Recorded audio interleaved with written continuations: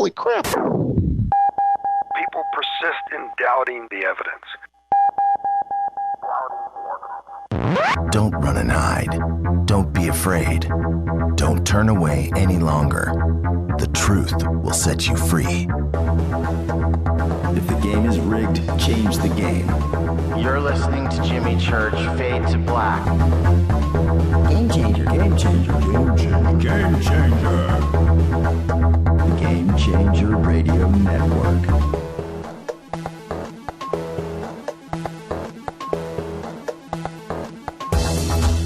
Recruiting all of our partners towards Jimmy Church. And now, your host, the captain of conspiracy, the prince of paranormal. This ain't your daddy's radio network show. This is Jimmy Church, Fade to Black.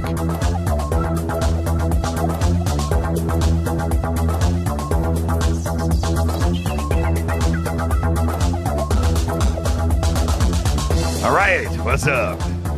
Fade to Black. Oh, yeah. Back. After a crazy Monday, man. Crazy weekend. Crazy Monday, too. All right. Oh, long weekend. Hope everybody had fun. This is Fade to Black.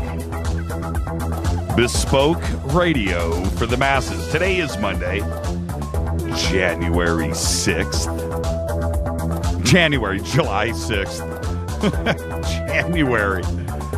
There's a whole reason why that January popped out. Conversation earlier today. July 6th, 188 days into the new year, 176 days left. What is cracking, everybody?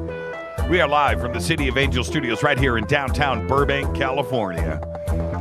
Ah, yeah. The gates of hell. It's hot. City of Angels, COA Vapor. Makers of the Fade to Black e-juice, and it's called Fader Loops. And it's tasty. Doing it right now. Well, not now, but now. I mean, I was doing it then. But this is the now, and I can't. But I will be in the future, right after this. But that'll be then. Right now, I am not. But I just did. Just go to jimmychurchradio.com. Click on the promo code Jimmy for the Fade or Not special. Very simple. Free shipping. Man, it's tasty. Let's go. Let's get this show cracking. It's Monday. Great to be back in the chair. I'd like to welcome everybody listening all around the world, all across the United States, hither and thither, to and fro, back and forth, up and down, east and west, north and south, far and near. This is Fade to Black for KJCR, the Game Changer Network, and KGRA, the Planet. I'm your oh so humble host, Jimmy Church, and tonight we have very special guest, Dr. Robert Schoch. Yes, he's back. Nice fresh trip to Gobekli Tepe. And tonight, oh, look at that. The Fade to Black t-shirts are popping up in Twitter. Yeah, we've been shipping all week, so they've been heading out across the country. Arturo just posted his, so I'm just going to retweet that. If you received your Fade to Black shirt over the last 7 days, take a picture of it. Send it in. Let me retweet. Let everybody know your colors. What side of the street you walk on. Yeah, man, that's a good-looking shirt, Arturo.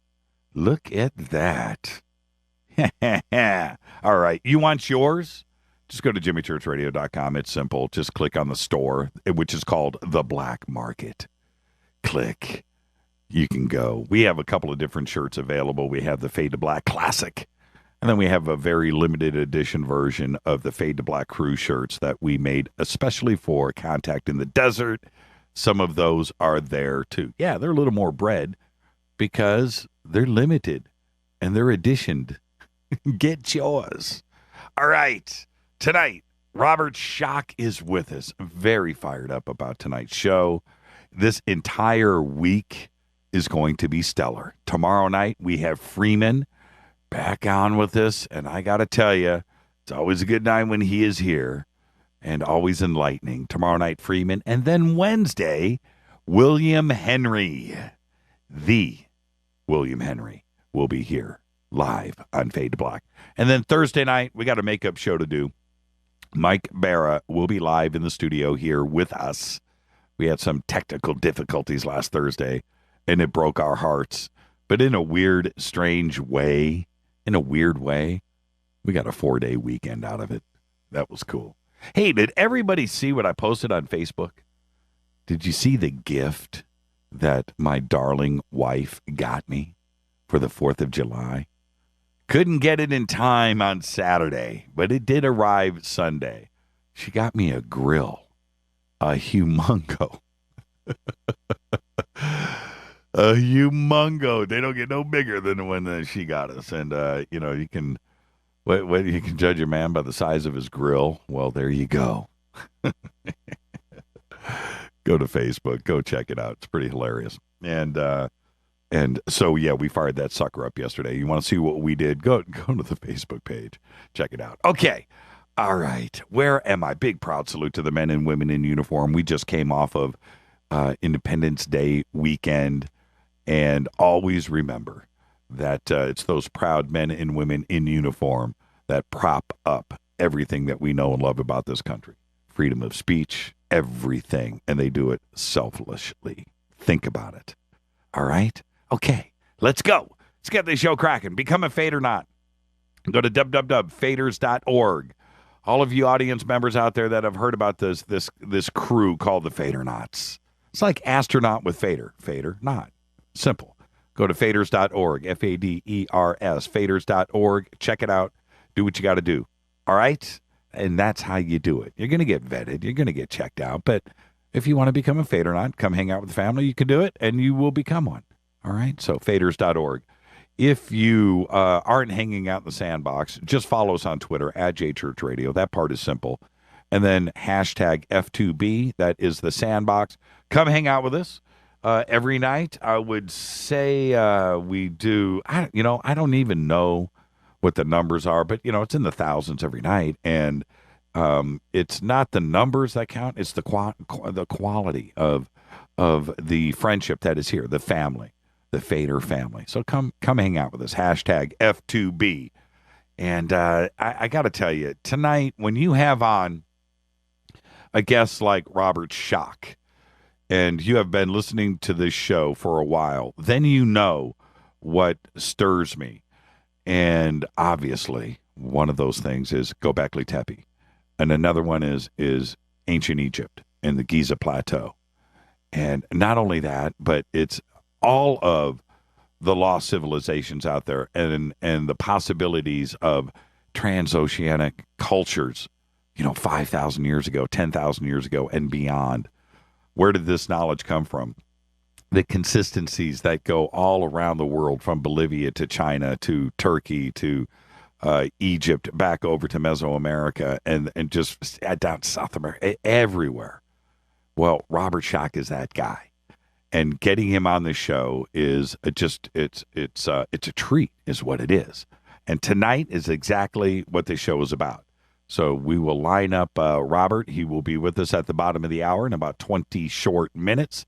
And with that, you're going to hear me tonight. I'm going to be like a little kid. When Robert's on the show, Robert, John Anthony West, Graham Hancock, that whole crew, Michael Cremo, anytime, Carmen Bolter, anytime any of that crowd that researches lost civilizations and trying to reset the dogma of historians out there and the accepted stuff that is in our textbooks all around the world, and the ones that just want to just push the paradigm over just a little bit and rewrite history.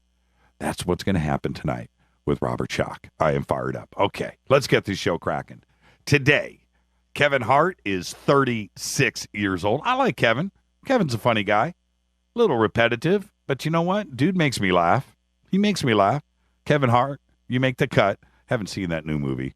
Get Hard. Haven't seen that. But Kevin Hart, consistently just an absolutely hysterical guy. Would love to go out for drinks one night.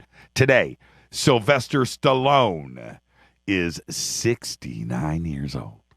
And Jeffrey Rush, you made the cut today, my friend, 64 years old. And Jeffrey Rush floored me. And I'm going to watch everybody here in Twitter react to what I'm about to say. I'm going to get some reaction. All right? Jeffrey Rush, in the life and death of Peter Sellers, was frightening.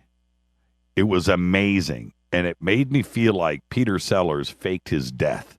And he's really Jeffrey Rush. Yes, he's that great. Jeffrey Rush. Also, The Tailor of Panama, an amazing movie. And The House on Haunted Hill. The original House on Haunted Hill was, the new one, the remake with Jeffrey, that was a scary movie. That was a really, really well-done horror flick. And we can't forget about Mystery Men. He was great in that. But his new movie is what I'm excited about, and it is called The Gods of Egypt.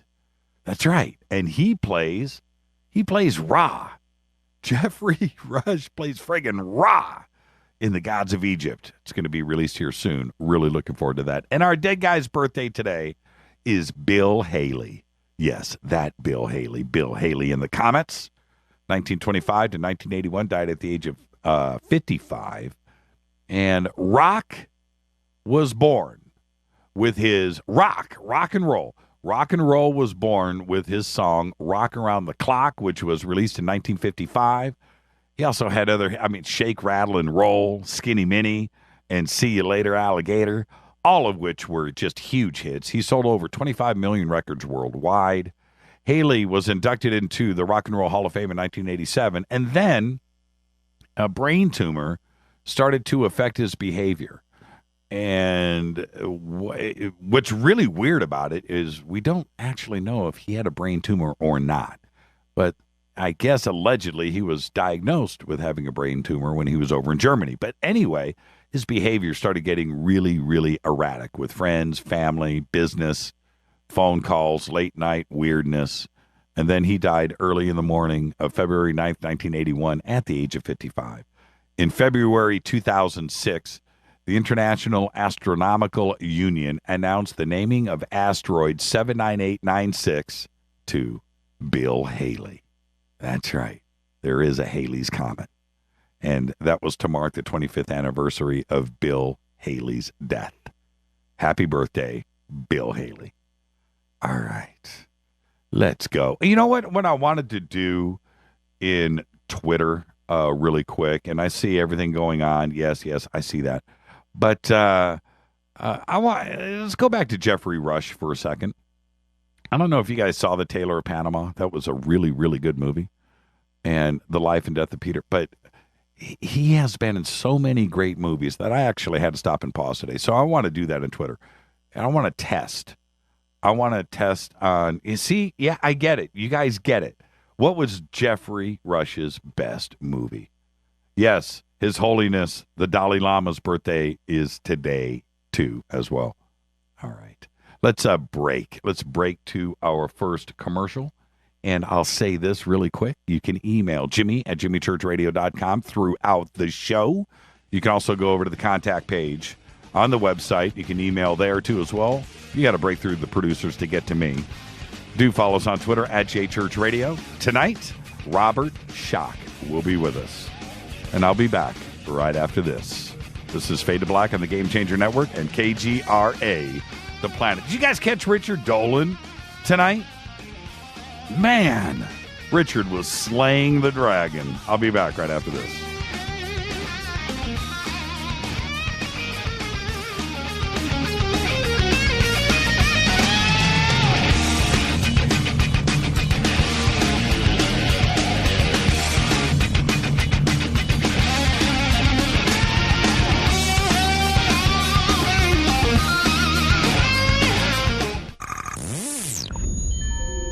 You're listening to Jimmy Church, Fade to Black. Fade to Black will now pause for alien identification. Black, KGRA Radio. What's up, revolutionaries? It's me, Jimmy Church. Do you have an IRS or state tax issue? Well, I did, and I called national tax experts. My problems were fixed, done, fini, and man, I gotta tell you, it was a relief. National tax experts are a recognized tax office that services clients in all 50 states.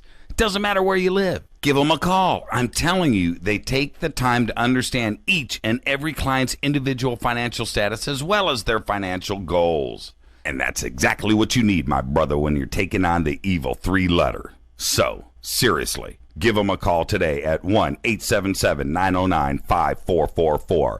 Again, 1-877-909-5444. Or go check out their website, www.nattaxexperts.com. That's NATTAXEXPERTS.com. Tell them Jimmy sent you.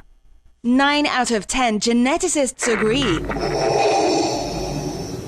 Fade to Black is not your father's radio show on the Game Changer Radio Network and KGRA, The Planet. Hi, this is Chase Klutsky with Fate Magazine Radio, and you're listening to Jimmy Church and Fade to Black on the Game Changer Network and the KGRA digital broadcast station, where the Fader-Knots rock.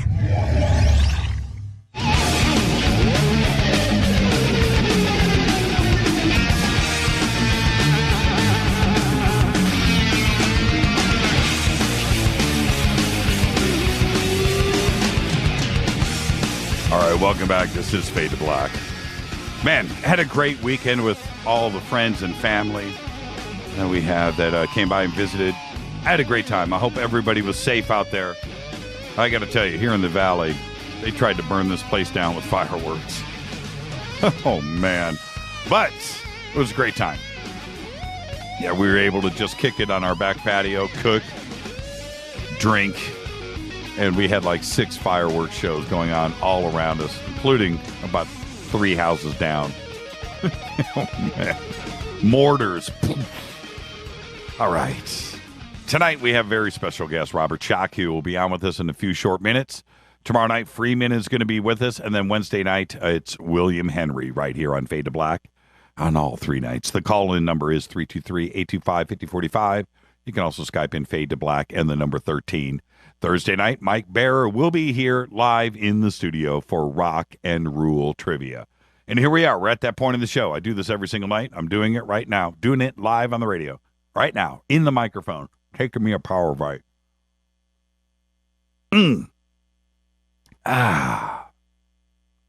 Love my power bites. I do it every single day. Right here. Live on the air. I do it. And the questions are obvious. Do you feel tired all the time? I don't. I have energy. I'm taking a Power Vite right now. And that's what I do. Power Vites. There's nothing coded or hidden like corporate vitamin companies. You can actually see the little specks of nutrients on every single tab. You can smell the quality. I love the smell of vitamins. They are a complete multiple vitamin mineral formula designed to naturally boost your energy. This multivitamin goes to work right now, fast. Power Vites have the same bacteria found in better yogurts. It helps your body absorb the nutrients.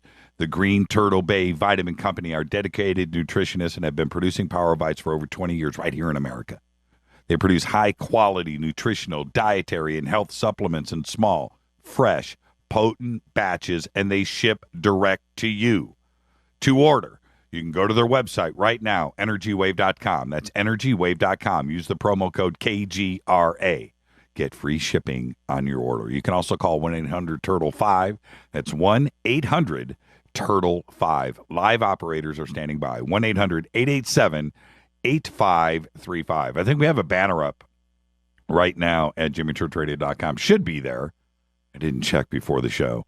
But you can go there, click on the banner, go straight to the website. It's there. Promo code KGRA. Power Bites. Energywave.com. All right. On this day in history, On this day in history, in 1994, Forrest Gump opens and wins Hanks a second Oscar. You know, the thing, you know why I did that today? Forrest Gump. I heard about it. Finally, I go see it. You know what? With their ingenious use of CGI, what comes to mind is the ping pong scene. The ingenious use of CGI made that movie so watchable. It was just so creative and so cool. Dug it. Original script and story and everything else. But that movie was a game changer, wasn't it? And I love that movie. It's that simple. 1994, Forrest Gump opens. I cannot believe that is 21 years ago. Seems like yesterday. And when you look at it in that respect, I was born in 1963. 20 years before I was born, World War II was still going on. It was 1943. Think about that. So when we're talking about 1994, that's already 21 years ago. And it seems like it's modern history. Seems like yesterday, doesn't it? But it was 21 years ago. All right, Fader facts. Prop M, the first rover to land on Mars, only transmitted 15 seconds of data before a storm blew it over. That is my Fader fact of the day. I got a bunch of news that you know nothing about, and I don't know if I want to save it till a little bit later because I kind of wanted to go back and touch upon my continuing series on the dark web, the deep dark web, the dark net, whatever you want to call it, the invisible web, the hidden web, the deep web, whatever you want to call it. And one of the reasons why is there's a new series out. It's called Mr. Robot. And especially, I don't know if you've seen it yet, but if you haven't, I'll recommend it right now. It's on the USA Network, I believe. USA Network. It's shot really well. Cinematics are great. Camera works great. The framing is awesome. I pay attention to all of that stuff, but it's the story that is so compelling, and it's got Christian Slater. Well, anyway, aside from that, the first episode, you hear everything get dropped in the first episode. Tor, the Onion Router, Onion Extensions, the Deep Web, the Dark Web, Anonymous, all of this stuff, and there's a play on all of that too as well. That is continuing. But so check that out, and watching the latest episode for the second time made me want to go back and continue. I wanted to make sure I got everything out there. The deep web and the way that I'm dealing with it here is not here to promote it. It's here to let you be aware of another universe, an alternate reality that is going on. And you could think about Superman and Bizarro World and the fantasy of that, and or not, and 11 dimensions, 10 dimensions, 12 dimensions, and timelines and alternate timelines and stepping. You know what? There is an alternate timeline, another dimension going on that is real right now, and that is the deep web, the dark web. It's crazy what goes on down there. And yes, it is hitmen and fake IDs and malware and fake money and porn and good drugs and all that stuff and done freely down there. But one of the things that I ended with on the last show was Ross Ulbricht and the Silk Road. Ross Ulbricht, the Dread Pirate Roberts. And I had said then that Ulbricht, who had grown up in Eagle Scout, got an SAT score of 1460, okay, got a full academic scholarship to the University of Texas at Dallas, graduated with a bachelor's degree in physics, but no indication of his background of code writing, of society, and how he wanted to change things. I mean, he left physics and started a book company in San Francisco. And I believe it was San Francisco, a book company that he was giving away books, to the poor.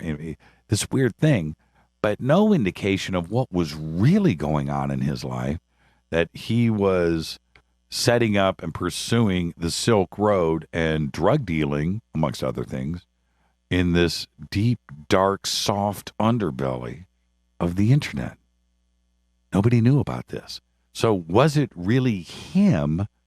Was he really the Dread Pirate Roberts? Now, back to my point. He and there'll be much more on this later. He was about ethics. He was about doing this in an honest fashion and representing yourself correctly, and reviews and credibility, and that's everything that he stood for. And he would post his beliefs on this about integrity. And then after and I'll get back to more on the Silk Road on another show.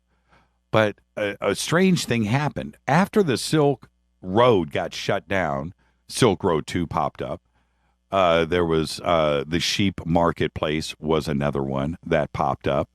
There was the Black Market Reloaded, Utopia. These were all marketplaces that were, dealing in drugs and other things in the deep web. And what ended up happening, everything about ethics and everything that they had dealt with. Agora was another website, and Evolution. I can go on. And what they started doing was they were going against their own ethics, where these guys were setting up websites, getting things going, getting the escrow accounts happening with Bitcoin, and you would have to, when you registered as a vendor, you had to deposit money, and they would, get a few $1 million, $10 million, whatever. They get this up in Bitcoin and get these escrow accounts open, and then they would scam everybody and shut down the website and disappear with everybody's Bitcoins. Everything that the Dread Pirate Roberts and Ross Ulbricht had, ethics and morals and reputations. Now, the reason, and that's why you went to the deep web, was to deal with criminals that had morals and ethics, right? And get your good drugs, your good weed, whatever. And they started scamming everybody. So you didn't really know what was real and what was not. You didn't even know if it was like an FBI website that was set up to scam everybody and get all these vendors in and then turn around and arrest everybody later. But that's what was going on since the Silk Road. The Silk Road had set up this precedence of honesty and integrity amongst thieves and criminals. And everybody got used to it. And he had set this up to operate that way. And it worked. It worked for Silk Road. And when Silk Road went away, the real bad guys surfaced. It's as if they weren't bad enough already.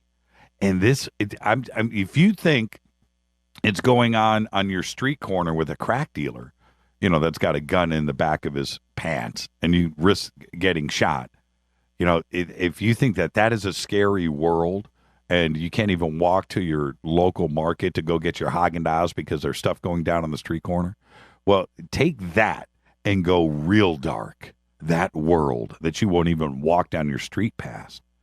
And that's what's going on right now in the deep web. It is a scary, scary place. But the truth is, the worst nightmare that you can have when you are sleeping, this is reality. And it really is going on right now as I do this show. Think about that for a second.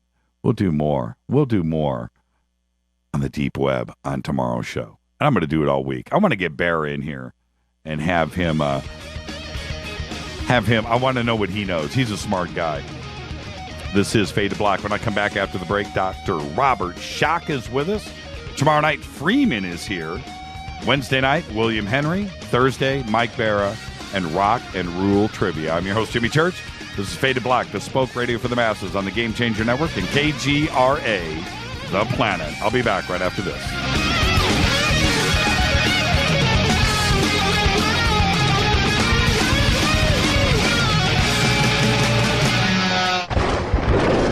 This is Fade to Black with Jimmy Church on the Game Changer Radio Network and KGRA, the Global Radio Alliance. KGRA Radio. Hi, this is Jimmy Church of Fade to Black. Today, everybody, the Fadernauts and planet Earth is vaping. And I'm very proud to announce our very own e-juice. When we were approached by City of Angels Vapor about Fade to Black e-juice, I wanted to make sure that it was the very best and that the flavors were something that I could create myself.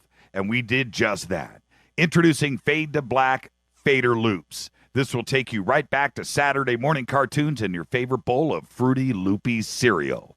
Just click on the banner or go to www.coavapor.com. Enter the promo code Jimmy for the Fader Not special. That's www.coavapor.com. Gobekli Tepe. Hi, this is Ray Hobbs here, repping the planet, and you're listening to my good friend, Jimmy Church, Fade to Black, on the Game Changer Network and the KGRA digital broadcast station. Imagine no longer being tied down to your computer, but having the freedom to take live talk radio with you anywhere you go. TalkStream Live introduces our first ever iPhone application. The talk shows you follow now follow you, and your iPhone is now the fastest and easiest way to stay connected to the best talk radio on the internet. Let TalkStream Live transform the way you listen to radio. Listen to live talk shows 24 hours a day, 7 days a week. Mobile talk radio from TalkStream Live. Now available in the iTunes App Store. This is Toby Kebbell. You're listening to JimmyChurchRadio.com. Don't hurt me, Jimmy. I'm only little. Hey, I'm Adrian Grenier. And this is Ari Gold. We're the Honey Brothers. Yes. We are of the Honey Brothers. Hey, I'm Adrian Grenier. And I'm Ari Gold. We're the Honey Brothers. And you're listening to Jimmy Church. The Revolution. Attention, all Fadernauts. Studio Dome has a special deal on their SD1 Bluetooth speaker. Just go to jimmychurchradio.com, click on their banner, enter the promo code Jimmy, and you get $40 off and free shipping on the SD1. It's voice activated, comes with a USB antenna, cables, and a carry bag. Never listen to your phone, tablet, or laptop speakers ever again. It's the only way to listen to Fade to Black. That's jimmychurchradio.com, Studio Dome banner, promo code Jimmy, Gobekli Tepe. This is Micah Hanks of the Gralien Report, and you're listening to Jimmy Church on Fade to Black, across the globe on the Game Changer Radio Network and the one and only KGRA Radio, The Planet.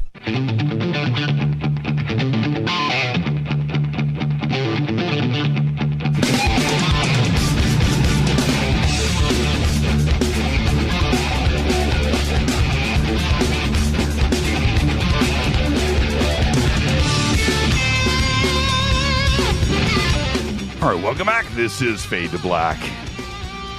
Yes, it is the Monday edition right after a nice long Independence Day weekend. I'm your host, Jimmy Church. Tonight, very special guest Robert Schoch is with us. He is in the batter's box right now, taking a swing, warming up. Tomorrow night, Freeman will be here. And then on Wednesday evening, it's William Henry right here on Fade to Black. Thursday night, Mike Barra will be with us for Rock and Rule Trivia. Dr. Robert M. Schoch. He is a full-time faculty member at the College of General Studies at Boston University. He's been there since 1984. Earned his Ph.D. in geology and geophysics at Yale University. He also holds degrees in geology and geophysics from Yale, as well as degrees in anthropology and geology from George Washington University. And in 2014, Dr. Schoch was awarded the title of honorary professor of the Nikola Vaptsarov Naval Academy in Varna, Bulgaria. In the early 1990s, Dr. Schoch, yes, he did.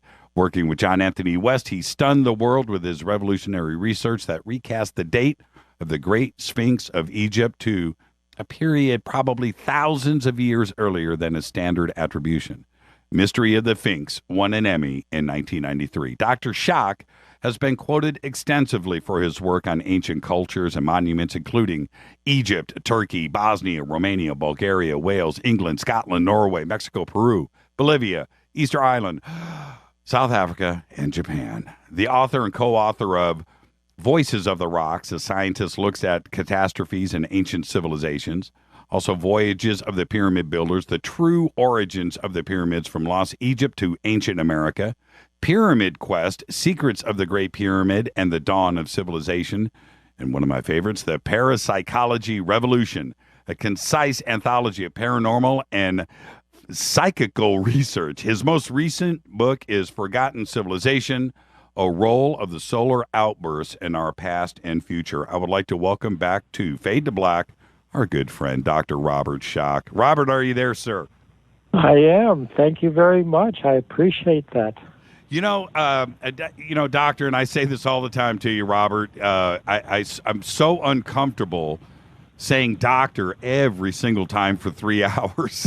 No, don't say doctor.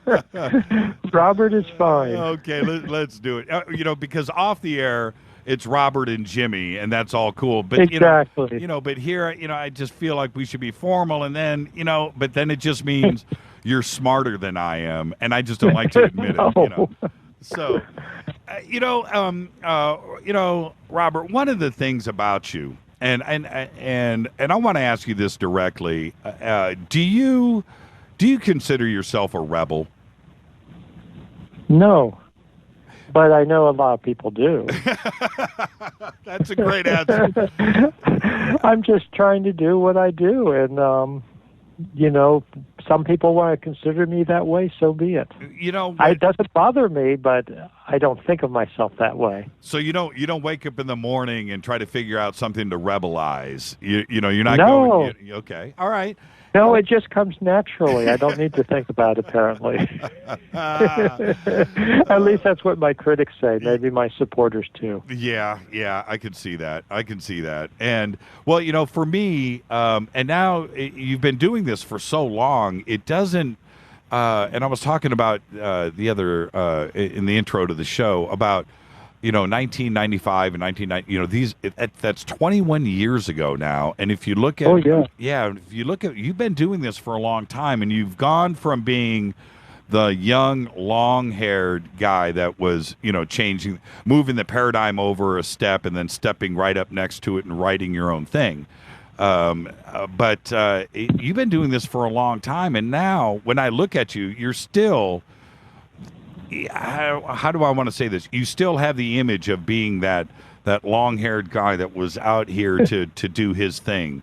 Do you feel any different? Do you feel older, or is it? No, I actually don't. It's very funny because it's almost strange, or it is strange for me to realize how long I've been doing this. I mean, of course, I do realize it, and I've gone through a lot, but I don't feel a lot different. I feel like I've always been effectively the same age, if that makes sense.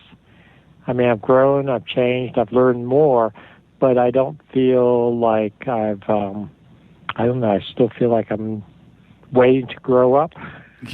Well, it's all Does that make any sense? I mean, seriously, I don't want to be ever set in my ways that this is it, this is dogmatically the truth or whatever, and we can't learn more. I still try to keep that open air, open spirit, open mind, and always looking for more. What is it like, before we get into your recent trip to Gobekli Tepe? Oh, let me just warn you. Okay. As you know, Gobekli Tepe is my favorite subject. Oh, it's a wonderful subject. But because I've mentioned Gobekli Tepe so much on this show over the last couple of years, that now the audience, they play a drinking game. So every time I say Gobekli Tepe, everybody lights up, and I'm only saying that out of respect to Gobekli Tepe, in that's how much I speak about it on the show and how important it is to me. And I just want to let you know that if we say it enough tonight, we may lose our audience. They're going to be flat out drunk. Oh, that's very funny. That's very interesting. But before we get to that, what's it like at the university when you're walking around? Is there a certain amount of the students that recognize you and come up and they say things like, you've changed the way that I look at civilization and history and the dogma there, or do they not know about your past, and is it a different generation? Some of them do and some of them don't. It's very interesting that some have just grown up with it, some have paid attention, some have not paid attention. It's interesting that I have students, of course, undergraduates, you mentioned Mystery of the Sphinx. That came out, that first aired in 1993. Right. So I have students who were not alive when that first aired. Yes. But many of them have seen it and have seen it of their own accord. I never assign it. I never tell them that they should see it. But it's got a lot of circulation, and a number of them have seen it. They've seen me on television or heard me on the radio otherwise, whether it's some rerun or something new. And, yeah, I mean, people recognize me. People make comments on the one hand, usually very positive from students. I cannot remember a negative comment from a student any time, period, actually. Maybe they're just afraid to.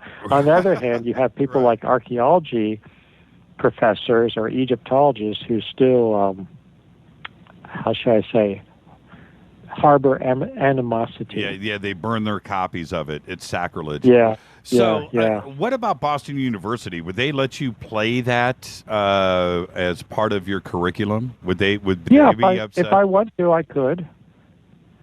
I just never have. Right. But maybe I should sometime But, why do they need to watch that? They've got me. No, I'm serious. Yeah. I just talk about what I want to directly, and I let them know about it. If they want to watch Mystery of the Sphinx and see me over 20 years ago, that's fine with me. Had the long hair then, still do, but no beard back then. When you were growing up, were you digging up the backyard and goofing around the house? Yeah, actually I did. When I was very, very young, I did do that. I could see you 5 years old with a pith helmet in the backyard. Yeah, well, I don't know if I had the pith helmet, but I was digging. And did you know that, did you have any premonitions, any deja vus, any strangeness about your future? Did you know that this is where you were going to be? No, not precisely. I was actually, as a young child, more interested in late antiquity rather than very early antiquity. I've now gotten very involved with pushing back the origins of civilization, pushing back, this ties right in with Gobekli Tepe, which we'll be talking about, and how incredibly early it is. But my earliest training and interest, if you would, was actually in late antiquity going into the Dark Ages, which is interesting because Gobekli Tepe, I think, this is just a weird parallel. Gobekli Tepe, which I'm so interested in, and the earliest cycle of civilization before the end of the last ice age, we went into a dark age after that, if you would. And as a very young child, when I say very young, 10 years old or whatnot, I was very interested in late antiquity and what led humanity into a dark age. So maybe it was good training. Well, you bring up a really good point, and something I've talked about a few times on the show, but I've also been very fascinated with, is the shortness of memory of man. Okay. It seems like it's about 20 minutes long, and maybe less than that at this point. Totally. And when you look at when the Romans pulled out of Great Britain, it seems like it was instant lack of knowledge on all fronts. They forgot how to do everything. And, and that I guess you could say the true Dark Ages as defined. Yeah. That period, it happened like the second that the Roman ships had pulled out of the UK, or pulled off of Britain, I should say. As soon as they pulled out, it was like everything was forgotten. And why is that? And it happened in Egypt. Cleopatra, at the end of that, suddenly nobody knows anything about anything. Everything is forgotten. And it's happened time and time again throughout history with different civilizations that have fallen and ended. Suddenly, nobody knows anything about them, and it is forgotten. Why do you think that is? Well, I think it's forgotten. I think in some of the cases, people wanted to forget it. But in many cases, I would speculate that it has to do with the fact that not everything is forgotten, but it's I'm trying to think of a good analogy. Say you've got a really complex piece of machinery, and you have to have all the gears and cogs working together. If you lose just a little bit of it, the whole thing starts to collapse. It doesn't work. Right. So I think in many cases what happened is that key pieces of information would be forgotten fairly quickly, maybe randomly if you would, but certain craftsmen, certain philosophers, certain people would be lost, and the whole thing would start to collapse, if that makes any sense. No, it does. And what's fascinating about that is it almost happens instantaneously. Yes, because you basically have, to use a horrible cliche, I hate using cliches, but sometimes they're useful. If you have a chain and you lose just a couple of the links, the whole thing collapses very, very quickly. And I think that's what you have happening in some cases. And then I'm thinking now the last round of Dark Ages, the classical Dark Ages after the fall of Western Rome, you have people trying to hold on to pieces of knowledge, to types of technology, but they just can't quite do it because they don't have all of it together, and they don't understand effectively. They don't understand the little bit they have because they don't have the entire picture. They don't have all of the technology to go with it. They don't have all the information to go with it. Well, and another good example, and I consider this recent history, is the Mayans. You look at the Mayan culture. It was like overnight that the Spanish come in and do what they did, which was horrific. Right. But instantly, overnight, nobody can read Mayan. Even the Mayans couldn't read. Yeah. And of course, what you have in a lot of these cultures, and sometimes we think of it as really strange, but you only have a very small subpopulation that is literate. Yes. So when you destroy them or you lose them, and a lot of times they, of course, are the people that a conqueror goes after, or if there's a natural disaster, they may be the people that are lost, etc. We think now of our society, and theoretically at least, everyone is literate. I question that, dealing with a lot of people, but that's another issue. But theoretically, we're all literate, but that's not the correct comparison at this point. We're not all literate when it comes to things like computer coding, for instance. Right. So think of our society, we might all be able to read and write and type on a computer, but if something happens and we lose the very small percentage-wise number of people that actually know how to service the computers, how to fix errors in them, to code them, etc., I mean, those are the sort of elite equivalent of the literates, say, in Mayan culture. Well, and you look at, again, I consider this recent history. I like the way that you put it, by the way. But look at Napoleon. He shows up. He shows up at Giza, and he's like, "Okay, who here can tell me about those?" Well, I don't know. Well, I don't know. Well, what's that? Don't know. Well, how about this over here? Don't know. Yeah, no, it's very similar. I'll give you another example, which is just as recent, and that's Easter Island. Easter Island. Have you ever been there? Have you ever been to Easter Island? I haven't, but the next time you go, I'll get a seat next to you. You should Not a come, problem. yes. Anyway, it's wonderful, but they had a very rich, complex culture which was just absolutely decimated in the 18th, early 19th century when Europeans, quote, discovered the island.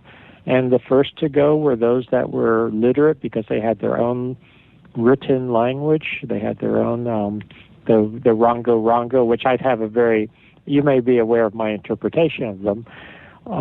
But the people that were left within a generation, they really had no clue what was going on. We're predisposed to doing this, and we are. I just don't know why. And you're right. You're talking about a generation, and then poof, it's just done. And I think the same thing happened And I think there's a very important lesson from this little discussion we're having. It can happen again, and it will happen again. And I've often thought... I hate to be negative, but the reality is I'm a geologist, and one of the things that is driven home when you really study geology is that things happen over and over and over again. And, our time frame is no exception to the rule. Do you remember the end of the original Planet of the Apes with Charlton Heston? You remember they roll up on the Statue of Liberty, right? Oh, yeah. Nobody knows. It's right there. And yeah, you're absolutely right. If anything happened catastrophic to us, and especially in the electronic age, if we remove all of that, we don't even have magazines that are printed today. Forget about books. No. We are, I believe that our civilization, our current highly sophisticated, technological, electronic-based, electrical-based civilization is the most vulnerable civilization that has ever existed on Earth. And if there isn't a way, and the audience needs to wrap their head around this for a second, unless there is a way to read a CD or a hard drive 100 years from now, they're not gonna know anything about us. And that if you can't get a CD player in your car today that you purchase, think about that for a second, or a DVD player. We've somehow moved on from cassette tapes. We've moved on from books and magazines. I don't think all the technology that we're familiar with, CD players and that type of thing, it's all going to be gone. In 100 years, it'll be gone, catastrophe or no catastrophe. Yes. No, I'm serious. I'm serious, too. Yeah, and people don't realize that a lot of people think a CD is forever. No, it has an absolute time limit on it. We don't really know how long they'll last, but it's certainly not centuries. And that's and assuming you have the technology to read it, which is very, very doubtful. I'm sure because I remember them, floppy disks. Yep. You remember old-fashioned floppy disks? I have tons of them. And I save them for some reason. I have no way to play them back. Can you read them? Do you have any machine that reads them at this point? I might have an old digital camera that's got a floppy drive in it that I've saved somewhere in a box for just such a reason. Yeah. I might have an old iOmega drive. You know what's sad about that, though? It's got a serial cable on it, so I don't even have a way to plug it in, even if I could. Right. And those are all magnetic, and they decay over time. It's natural. You can't get around physics. Yeah, I fortunately backed up as much as I could a long time ago, and I have that stuff. Well, you know what? Again, it may be backed up on DVD and CD, but even that, I went out. I don't know if you've done this recently, but I went out and bought like 3 laptops a month ago. And to get a CD drive on a laptop these days, you have to beg for it. Yeah. I mean, that's the thing. So our technology is changing so fast, it gets outmoded very, very quickly. You can't use old technology. And then if we get hit by some kind of either man-made or natural disaster, and we're gone as a civilization. And the connection of this whole conversation to something as obvious as Easter Island or the Sphinx, the similarities and the parallels are quite obvious. We don't, if it wasn't for you and your second look at the Sphinx with the second set of eyes, we would know less about the Sphinx than before you were there. In that, before you even went, we didn't know anything. We still don't really. And it was completely forgotten. The thing was buried in the sand, and if its head wasn't sticking out, we wouldn't have known anything. And we know without your research, we'd almost know nothing about it. And that's how quickly we forget and drop the past. It's a fascinating subject. Oh, let's see. We're up against a break. This is what I want to do. We're going to talk about Gobekli Tepe. And as a setup to Gobekli Tepe, I'm going to throw you the softest of softballs. Okay, you ready? Okay. Get your glove out. Why is Gobekli Tepe so important to the entire globe? Okay, you want me to answer that now? Let's set it up, and then we'll pick up and run with it after the break. Okay, well, I'll start talking about that right now. Gobekli Tepe, to put it in a nutshell, is pre-end of the last ice age. It dates back to about 10,000 BC, the earliest portion of Gobekli Tepe, and in the most summary way I can say it, it represents, I am convinced, it represents an earlier cycle of civilization, a cycle of civilization that is 7,000 years earlier than classical historians, classical archaeologists even suggest that civilization could have occurred. The classic story is civilization arises about 4,000, 3,000 BC. Gobekli Tepe disproves that, shows that civilization was around 7,000 years earlier, and that civilization was utterly devastated by natural catastrophes at the end of the last ice age. And it serves as a real warning for us today, I believe, as to what can happen to a very sophisticated civilization. And we were talking about things being forgotten. It was forgotten about until the last couple of decades when it started to be uncovered again. What does the Orthodox historian out there teaching at your average university have to say about Gobekli Tepe now to his students? They try to ignore it or downplay it as much as possible. They try to make it as primitive as possible, sort of dismiss it as a footnote. Well, it's sort of the exception, but it's not really that important. They do everything they can to sort of beat around the bush, and they don't want to disturb their worldview. They don't want it to disturb their wonderful scenario that civilization emerged, and once it emerged, it never went away. They don't want to admit that there's evidence of a much earlier round of civilization that was utterly devastated. Do you think it's? They just can't. They haven't yet incorporated it into their paradigm. And it's going to be a while before they do. And you and I both know that. It's never going to work with the old generation. Most of the old generation, they just have to die off. I mean, this is one of the classic truisms also. Yes, sir. Versus the younger generation. You know, the people I teach now is undergraduates. They'll grow up with it. They'll be acclimated to this new paradigm. What if Gobekli Tepe was discovered not in Turkey, but on the grounds of Boston University? Right? Yeah. Is it different then? And I'm being serious. I'm talking about in the middle of Central that's Park. An interesting question.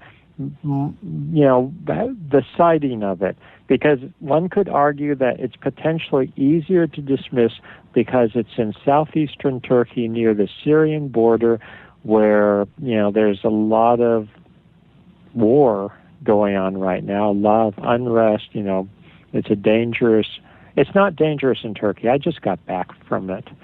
But, you know, people are afraid, they're scared, and it's easier to dismiss when it's in a remote area. If it were right in the middle of Boston, it might be harder to ignore. Right.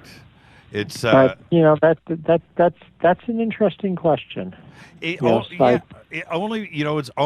like because it's in Turkey, they can run in the guise of out of sight, out of mind. It's over there. Yeah. Out of sight, out of mind. Don't ask, don't tell. That type of thing. Yes, it's a crying shame. And you know, if it was in the middle of Central Park, then they can't ignore it, and then they would have they would have to face the truth. This is one of the things. When it's so inaccessible for so long, it has been systematically ignored by people for whom it's convenient to ignore it. Oh man, I forgot to hit the cough button. I didn't do it in time. All right, let's take a break. This is Fade to Black on the Game Changer Network and KGRA The Planet. I'm your host, Jimmy Church. Tonight, Dr. Robert Schoch is with us, and he just got back from Gobekli Tepe. As you know, my favorite subject. We'll be discussing all of that and more when we come back. Stay right there.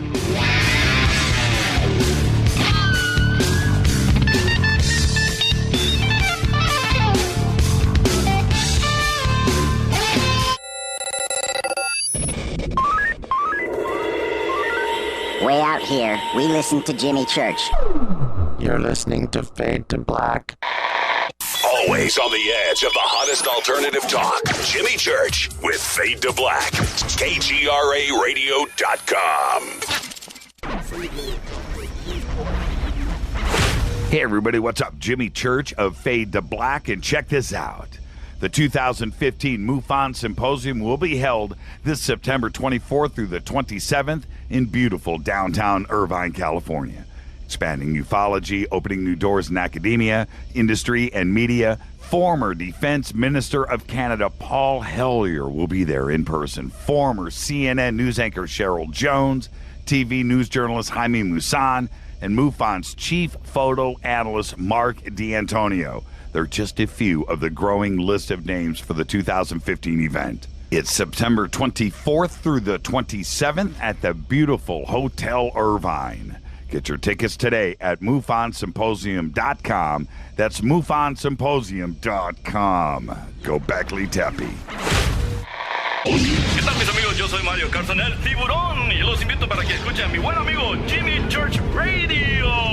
¡Claro que sí! Did you ever turn to your radio for your favorite talk show to find that it's been preempted for this? In the air, to deep right center. Back goes Lewis to the wall, and it's all here!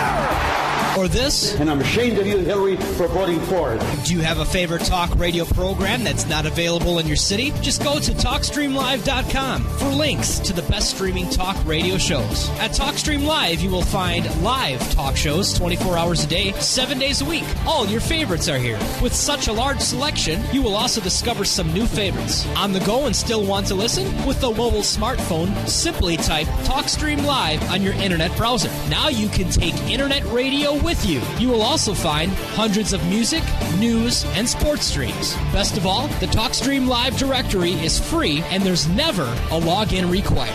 Remember TalkStreamLive.com, the fastest route between you and your favorite talk radio show. You are listening to Fade to Black with Jimmy Church on the Game Changer Network. Oi, oi, I'm Reese Evans. You're listening to Jimmy Church. This is Revolution. The revolution will not be televised. The revolution is on radio. Ciao.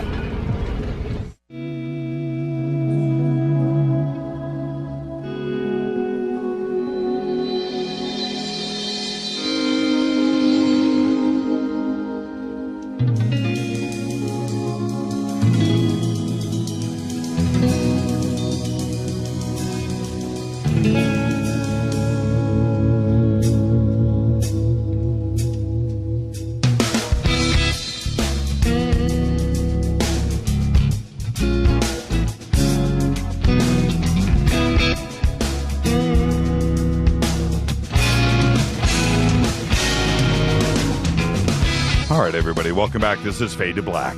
Yes, it is the Monday edition. I'm your host, Jimmy Church. Tonight we have Robert Schoch with us. Tomorrow night, Freeman is going to be back with us. And then on Wednesday night, William Henry. And of course, Thursday night, Mike Barra will be live in the studio for Rock and Rule Trivia. Robert, Dr. Schoch. Robert, in discussing Gobekli Tepe, I want to start off with a couple of things. And the first is, with the dating of Gobekli Tepe, and 10,000 BC is one of the concrete dates because of the carbon dating of the debris that was unearthed there. Mm-hmm. But is there, as you've looked at it, there's one thing that I've started to consider here too as well. Could it be, I mean, how long do you think it took to construct such a large site? Could that have even spanned, 1,000 years? Oh. Could the dating... yeah, I think it did. I think that at this point, and as you said, I just got back from there looking at further, I suspect that what we have of Gobekli Tepe, when I say what we have, what has been uncovered so far, which is only a very small proportion of what we know is there. And just to explain to those that aren't aware of it, you can do remote sensing, you can do seismic, you can do ground penetrating radar, those types of studies have been done in the area of Gobekli Tepe. And we know that about 20 Gobekli Tepe, for those that aren't familiar with it, is essentially stone circles, sort of Stonehenge type structures, but beautifully carved. 4 major circles or enclosures, they're called, have been excavated out. A couple of others have been partially excavated, so maybe 5, 6 at most, depending on how you count it or how complete you think it has to be to count as being excavated. And there are at least 20 of them total, and there's probably a lot more than that. So it's a huge complex, all said and done. And by my best estimates, what we have so far that's been uncovered, taken out of the ground, has to span at least 2,000 years, probably more than 2,000 years.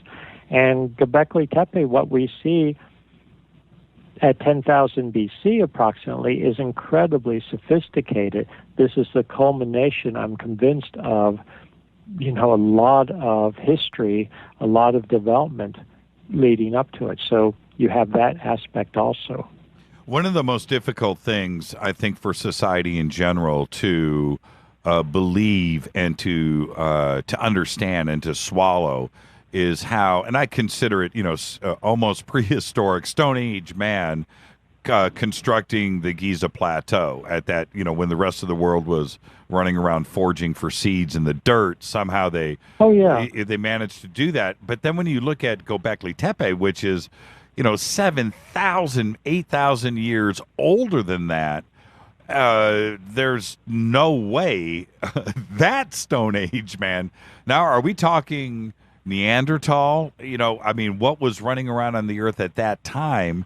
No, well, I think what you have to realize is that more than one perhaps was running around on the earth at that time, or we've simply gotten it wrong.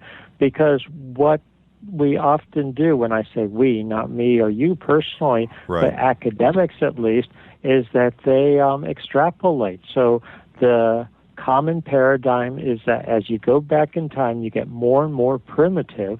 So it leads them to believe that, again, as I was saying before the break, the standard story is that civilization doesn't arise until 4,000 to 3,000 BC. Before that, a few thousand years before that, you have clear evidence, when you look at the archaeological record, that people were in a pretty low state, if you would. They were not very advanced. And so you can extrapolate from that. Going further back, they must have been even more primitive. They must have been even more primitive before that. So you have this extrapolation.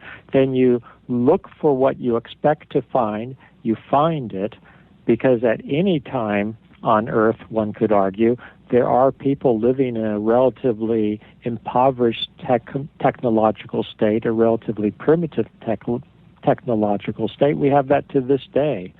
Even in America, not everyone is equal. Not everyone's living in a major city. So, in a sense, you find what you're looking for, especially when you're looking at a very scrappy archaeological record. And Gobekli Tepe and sophistication like that was missed for a very, very long time.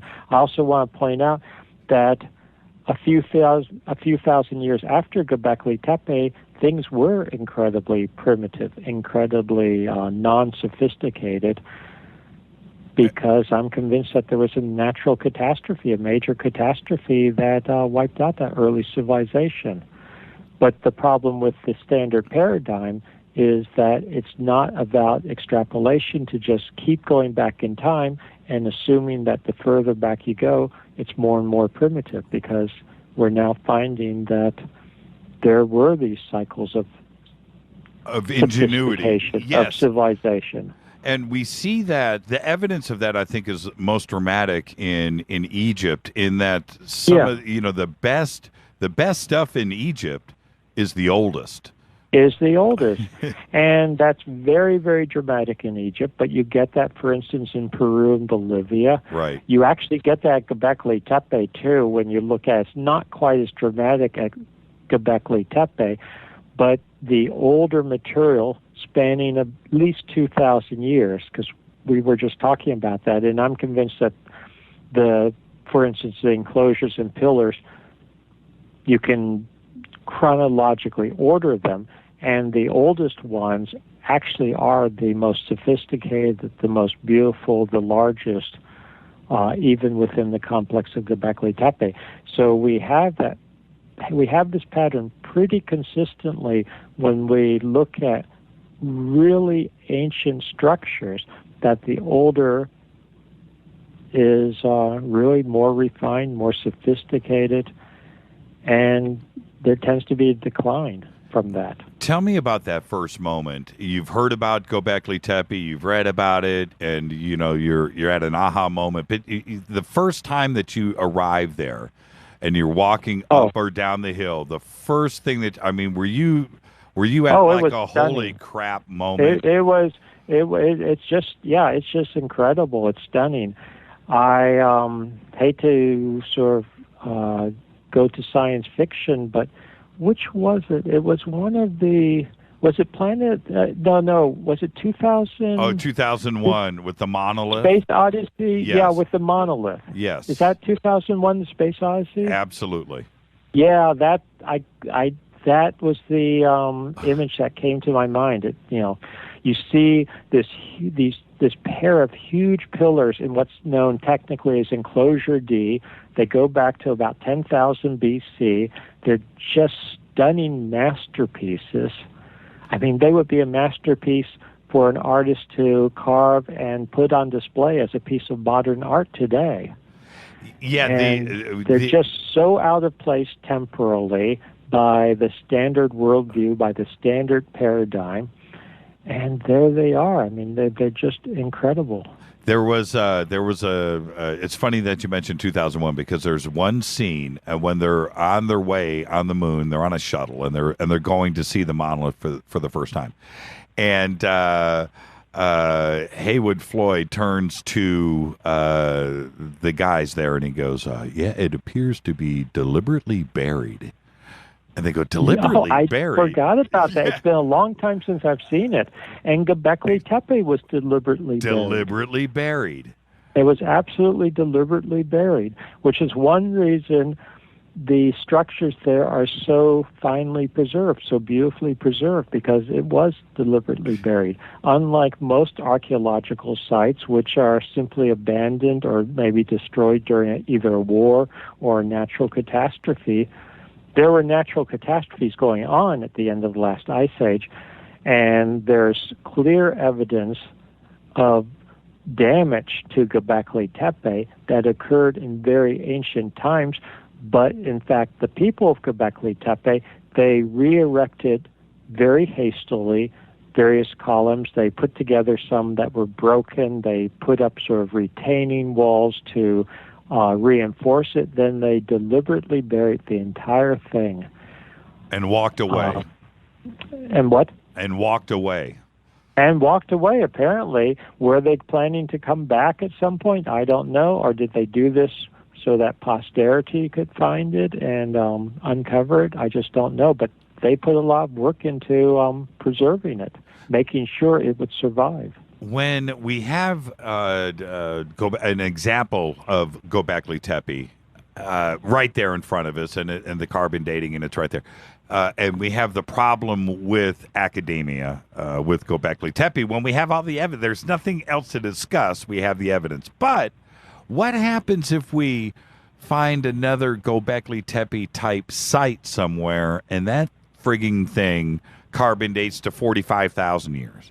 Or carbon dates to 75,000 years. What do we do then? I would not be surprised at this point. I mean, I'm not well, I have to be careful here. I'm still an academic. But if you look at a lot of the classical legends or a lot of the classical, I hate to use the term mythology because people then want to dismiss it, but I found that most traditions have a basis in truth. And when you look at the traditions of classical ancients, when I say classical ancients, I'm talking about not just the Romans and the Greeks, but the dynastic Egyptians, the Sumerians, that type of thing. Or in the Far East, the Hindu traditions, there are these traditions that, as I was using the term before, there are cycles of civilization. You have the Yuga cycle. Many people may be familiar with that. You have the, translated into English, the Greek concept of a gold, silver, bronze, iron age that keeps cycling around. So there are these traditions of ancient civilizations and cycles of civilization that come and go. Careful, doctor. I know. Careful, doctor. I know where you're going. I will say it for you, so you don't have to. I'll say it for you. There are traditions, both written and oral, that go back hundreds of thousands of years. There are. That with kingdoms and... Now, those have been, of course, classically dismissed. Not even given second thought. I mean, because it's such a ridiculous concept from a conventional point of view, but are we on the verge of demonstrating that? Is the little crack opening up? Well, I think we may have talked about this on another show, Atlantis. Yes. Plato and Plato's concept of Atlantis, and when does Atlantis exist and when is it destroyed according to Plato? When you translate it into our modern chronology, he's talking 96 or so 100 BC, 9600 BC. Well, when is that? That is virtually identical to the modern dating of the last ice age, the end of the last ice age. It's virtually identical to the time that we see major catastrophic changes on Earth and at Gobekli Tepe in particular. One of the things that I thought about with Gobekli Tepe, and I'm not the progenitor of this thought, by the way. It was suggested, and it's been accumulated now over the last few years. But I'll say this. I think one of the things that we need to look at with Gobekli Tepe, it's not so much, I don't want to go with religious. I don't know if somebody lived there. I don't know if they were homes. We don't know a whole lot about it. But you know what? I think one of the concepts that I think we need to grasp on is that quite possibly it was a museum. It was a time capsule. I think that is not irrelevant concept whatsoever. I think it's a very good way of viewing it, because what is a museum? I'm trained in museums in part, so maybe I'm partial, but a museum preserves knowledge. Yes, to show. And museums not only preserve knowledge traditionally, but they increase knowledge. They are institutions that a good museum doesn't just preserve the past or preserve artifacts or world treasures or art, that type of thing. It increases knowledge. It pushes the boundaries of knowledge. So, yeah, I think the concept of a museum is incredibly appropriate to what I understand of Gobekli Tepe, or at least my informed instincts about Gobekli Tepe. And I don't think it's a stretch. I really don't. We don't know much, but when you look at when you consider the fact that it was deliberate and it just appears to be that way, well, why would they do that? Well, just maybe they wanted to take a snapshot of right then, and then at a future date, this is what we had, and here's our time capsule. Here's our museum. Here's the animals. Yeah. Here's this. This is how we lived. Here's our garbage. This is what we were doing. Yeah. No, I think it's a good concept. And also, if, there were major Earth changes and catastrophes happening, which, we have lots of geological evidence for, and I think we have the mechanism with solar outbursts at the end of the last ice age. Right. What do you do, and what do people done since? They've tried to seal up museum-type situations to preserve things and possibly come back to it, if not, as you say, a time capsule for future generations. I think there's such great evidence of that. And, you know, there's one other thing I wanted to throw out at you, and we may have talked about this before, but that being said, if we have ancient man and the ability to carve the columns and it wasn't an advanced civilization, okay, I will sort of, you know, I can sort of go down that road, although it's difficult. And then you throw in which road, that it was or was not? That it wasn't an advanced civilization. You know, it wasn't. But then you throw in the 3D reliefs and the artistic side of things that wasn't supposed to exist then at all. Right. And then, okay, so then, you know, even that makes it more of a stretch. But you know what kills it for me, for all of academia out there, where I just tell them they can go and stuff it, is the friggin' belt buckle. Yes, the belt buckle is incredible. It wasn't supposed to. The belt buckle on, there's actually one on each column in what's known as Enclosure D. They're incredible belt buckles. They are so modern looking for those that haven't seen them. Not to be sexist or anything, but I've shown pictures of those belt buckles to my undergraduate students, and many of the females in particular. They comment it's basically a designer belt and belt buckle. Yeah, it would fit into any modern closet closet, or, you know, fashion show on wherever they do fashion, Paris or whatever. But I think that belt buckle is very significant. I do want to throw out that one interpretation, and none of these are mutually exclusive, is that those pillars actually represent the constellation and their asterism in the sky, which has a prominent belt, and that's Orion. Now let's talk about that for a second. Oh, before we get into that, because you just got back, and I know that there's a lot of recent discoveries and theories now that we can start to put into place. But before we visit that, I just want to say this. The fact that man at 10,000 BC was fashion conscious is a whole nother thing that we... These are not primitives in sort of, you know, bear skins or whatever thrown over their shoulders. I mean, if we could go back in time, there's every indication they were very fashion conscious. Yes, and that I think is something that can't be let go of. And eventually we're going to understand, and we're going to know a lot about this culture, and we will get to the bottom of it somehow. But these are... And also, go ahead.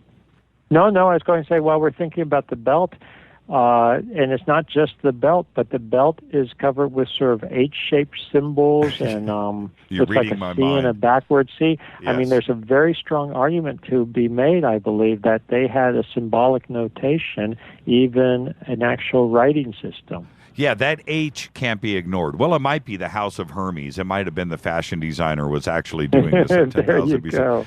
But you were going to say something. In the H's at Pumapunku. And I look at the ratio of the way that this H is carved is no accident. It's very, very deliberate. And it's either parentheses, holding the H as a focus, but that H is there, and it's deliberately buried, right? It's very deliberate. And you see the H elsewhere at Gobekli Tepe on other pillars in other contexts. So whatever it is, it was something significant to them. Now, let's talk about this constellation astrological connection. I think we're getting closer to putting this together. So you just got back. What are some of your recent findings?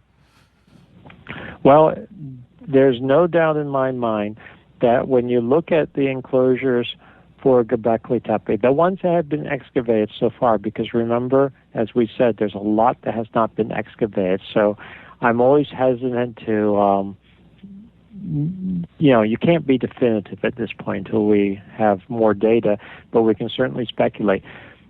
But the enclosures that we have so far are all facing south. They're astronomically and astrologically, because the two are probably one and the same, two aspects of the same thing.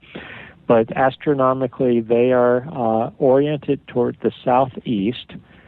They, by my calculations, by my analysis, they aligned with the region of the sky that contains Orion, Taurus, and the Pleiades on the vernal equinox, which has been significant, as far as we know, for other civilizations going back as far as we can tell, and Gobekli Tepe seems to push it back even further.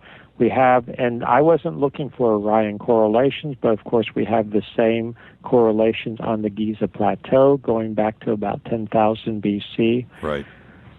So that seems to tie in. I was actually embarrassed when I found initially the Orion correlations at Gobekli Tepe, because I didn't want to think, I'm just jumping on the bandwagon. repeating. Yes. What? Jumping on the bandwagon. But they're there, and it seems that that part of the sky was incredibly significant in ancient times.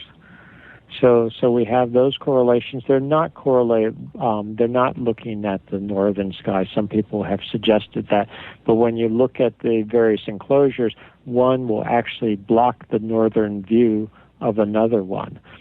So, you couldn't even see the northern sky properly.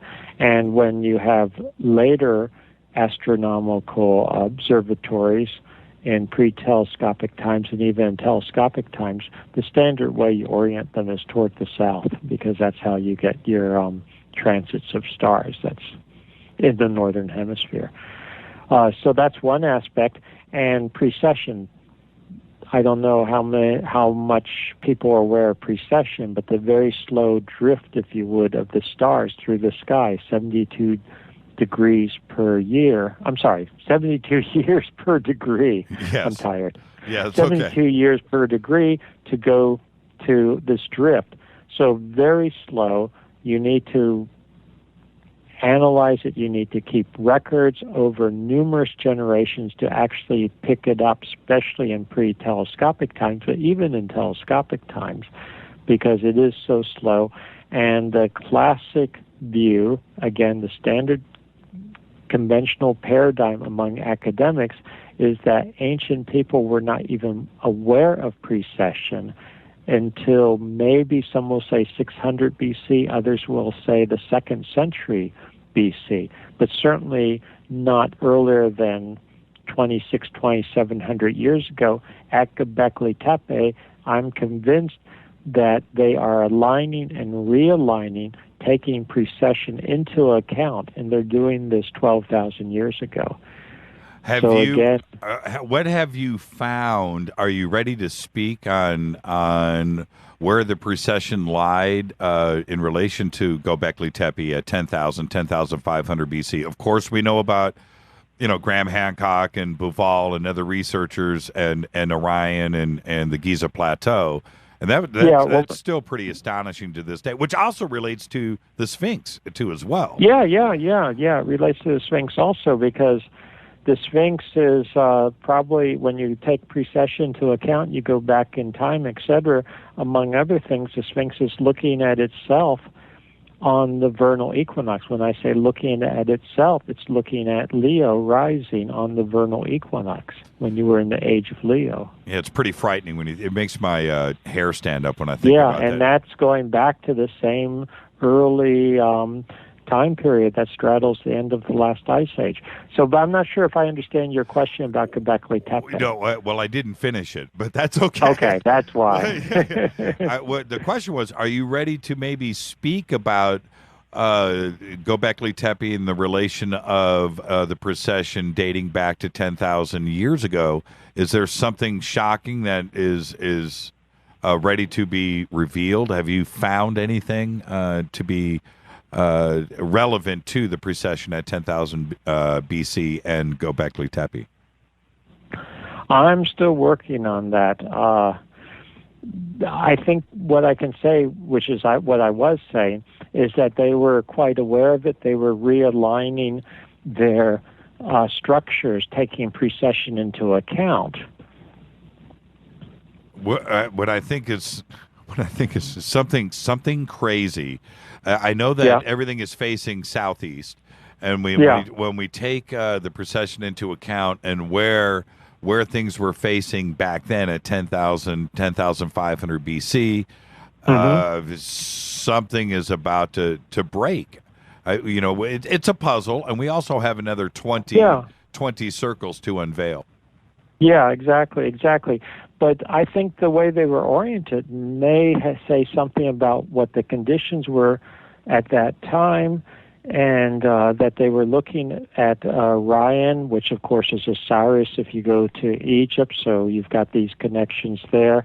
You've got serious connections in the other direction, and this may also tie in with what is the cause of precession.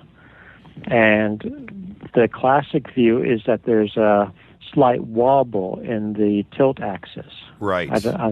And that's what's causing precession.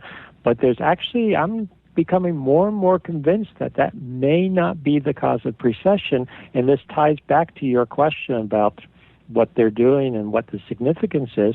It may not be a simple wobble in the tilt axis, but, and this is very controversial, but someone I know very well has been doing a lot of work on it, and I've been looking into it myself too. When I say someone I know very well, it's Walter Cruttenden of the Binary Research Institute, and there's more and more evidence accumulating that our sun may actually be in a binary system.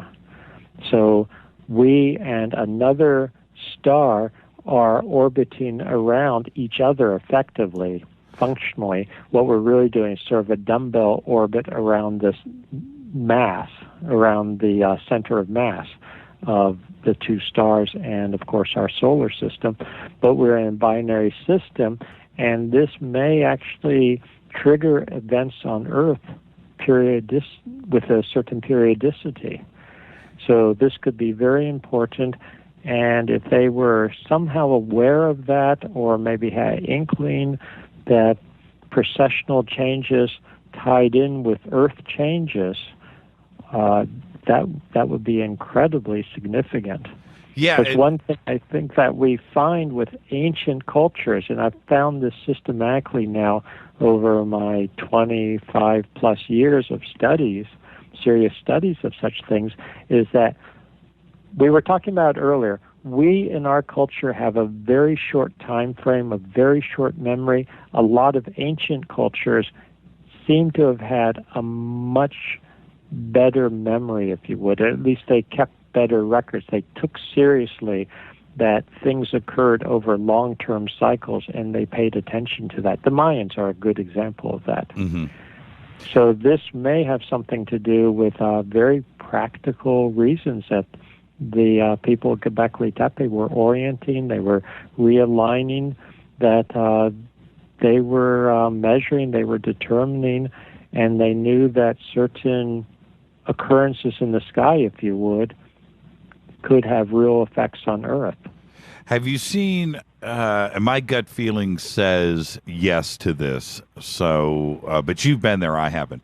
But what about the astrological connection, the hardcore astrological connection with the carving on, I forget what the pillar number is, but the one with the scorpion and what looks to me like evidence of the zodiac right there. How is that remotely the possible? Scorpion, and there's one that the vulture type figure on it, that type of thing. Yeah, one can argue that you have the zodiac, not necessarily the zodiac as we now describe all the constellations, but a zodiac at Gobekli Tepe. In fact, getting back to the central pillars of Enclosure D, and the one that you're talking about is one of the outer ring of pillars on Enclosure D. If you interpret the central pillars as being Orion, And one of the central pillars actually has under its arm, because the pillars have arms, they have a belt, they have loincloths, has a little dog, if you would, or a little fox. Yes. And that could well represent what we now consider the dog star that goes along with it, or with the companion star to Orion. And if you look at Orion in the sky now, you can interpret Orion as being surrounded by a zodiac, by literally a zoo of animals around it. And essentially that's what you have at Gobekli Tepe. When you look at the pillars in the center and then the surrounding pillars covered with motifs of different animals, which I don't believe at this point that what the people of Gobekli Tepe were doing was simply carving renditions of animals. That, when you read the scholarly papers by most of the archaeologists and anthropologists, they will talk about how, these primitive people, because they seem to want to dumb them down as much as possible, right? That these were just primitive people who were carving, quote, scary animals, unquote, to somehow use in their rituals or to make themselves not so scared of the animals. It doesn't make a lot of sense. No, a fox is not that scary to me. No, they're not. I mean, and a crane is not that scary. And, right. The whole thing is sort of ridiculous. But I'm not even convinced at this point that they actually represent animals. Yes, they're in the forms of animals, but I suspect they represent other things, like constellations, like events that they're seeing in the sky, that they're symbolic of, much deeper meaning. Now, there's one other thing that I find fascinating, and I've heard some discussion of it. I have, and I'm not saying that those are the smarter guys out there because they're agreeing with me, but I find it difficult to deal with when this one aspect is not discussed. I see in my eyeballs, when I look at the aerial shots of Gobekli Tepe, of the enclosures, I see obvious struts and roof supports and supports for a ceiling and a roof. And it looks to me like the T-pillars are the ones on the outside on the perimeter, which are supported by the stones. It looks like it's an obvious construction for, dare I say, an arena, or not an arena, that's the wrong way to put it, but a gathering place that would be covered from the elements, and maybe a possible roof was built. And what do you think about that? Do you see evidence I'll tell you what I think about it. I think you're right and you're wrong. And the reason, no, absolutely, you're both right and wrong. Why is that? And the reason is, when you go there, at least I'm giving you my interpretation. So, it's my interpretation, but I think it's correct. When I go there, and I've been there a number of times now and seen it under different conditions. Oh, by the way, you're not going to see an aerial view anytime soon at this point, again, because they have roofed it over. It is covered now. Oh, yeah. You can't see it from the air. You can't even go up to the top of the hill and get an overview of it. It's actually completely covered now. Completely covered over with a low roof. And when you go, you walk on they have a little path now that you walk on, a boardwalk basically, and it's very difficult to see anything because there are numerous, there may be 4x4 or so, but wooden poles and basically a lattice work of wood and stones holding it down. That obscures the view of everything. Let me ask you this: It's really difficult. Are you bothered? To see. Anyway, I want to answer your question in a second. Sure. So, go ahead. Okay, I was saying you were both right and wrong about roofing on it. I think you're wrong if you look at the first stages of Gobekli Tepe.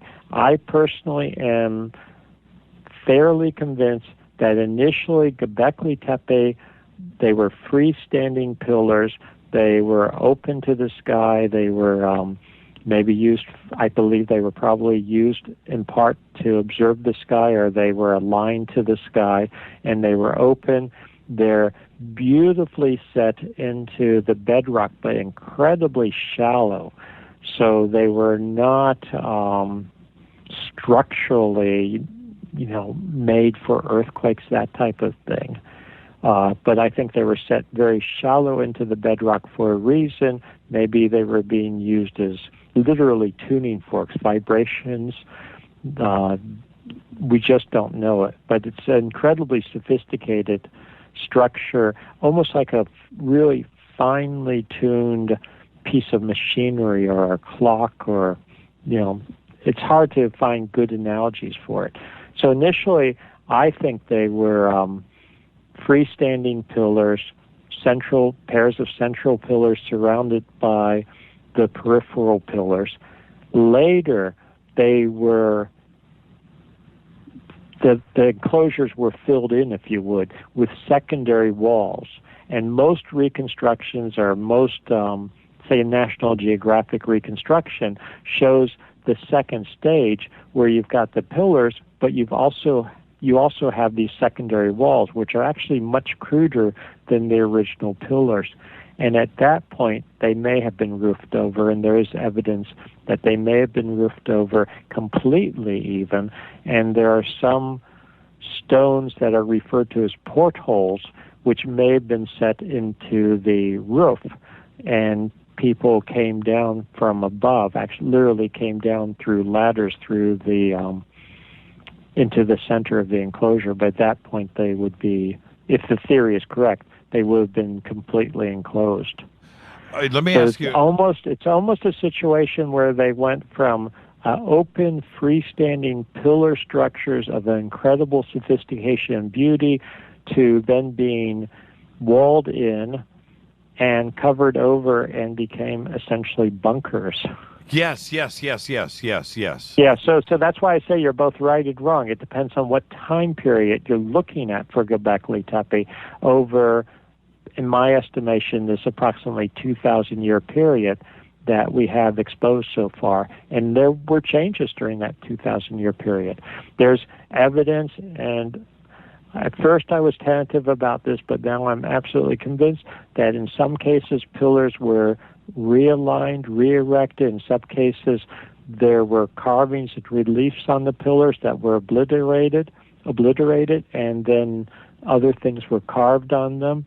In some cases, additions were carved onto some of the pillars. So there is change in use and reuse. When I look, a couple of technical questions I need to get out of the way for my own brain. Sure. Was D built last? What's the linear time frame here? Was A first, then B, then C, then D? No. D, and the four main enclosures are A, B, C, D. Right. And they're just named in order of when they were discovered, when they were excavated by the German Archaeological Institute and the late Klaus Schmidt, who unfortunately died last year unexpectedly. Yes. Was very, very, very... I had the pleasure of speaking to him and discussing Gobekli Tepe, but he's gone now. It's a real shame. But A, B, C, and D were numbered or lettered in order of, when he excavated them. It turns out, though, that he went just by happenstance from youngest to oldest. So enclosure D is the oldest one. Really? Okay. Yes. Enclosure D is the oldest one, and then C, then B, then A. And from enclosure D to enclosure A, you straddle the end of the last ice age. Enclosure A is the, quote, most primitive. It's the smallest, the simplest. It shows reuse. Some of the pillars in enclosure A may be reused pillars from earlier enclosures. The most sophisticated one is the oldest one, which is enclosure D, which dates prior to 9700 BC. That's why I was saying about 10,000 BC for enclosure D. Which is exactly what we were talking about with Egypt and other civilizations. Exactly. Where the coolest stuff is the oldest. The same pattern. Wow, that's fascinating to me.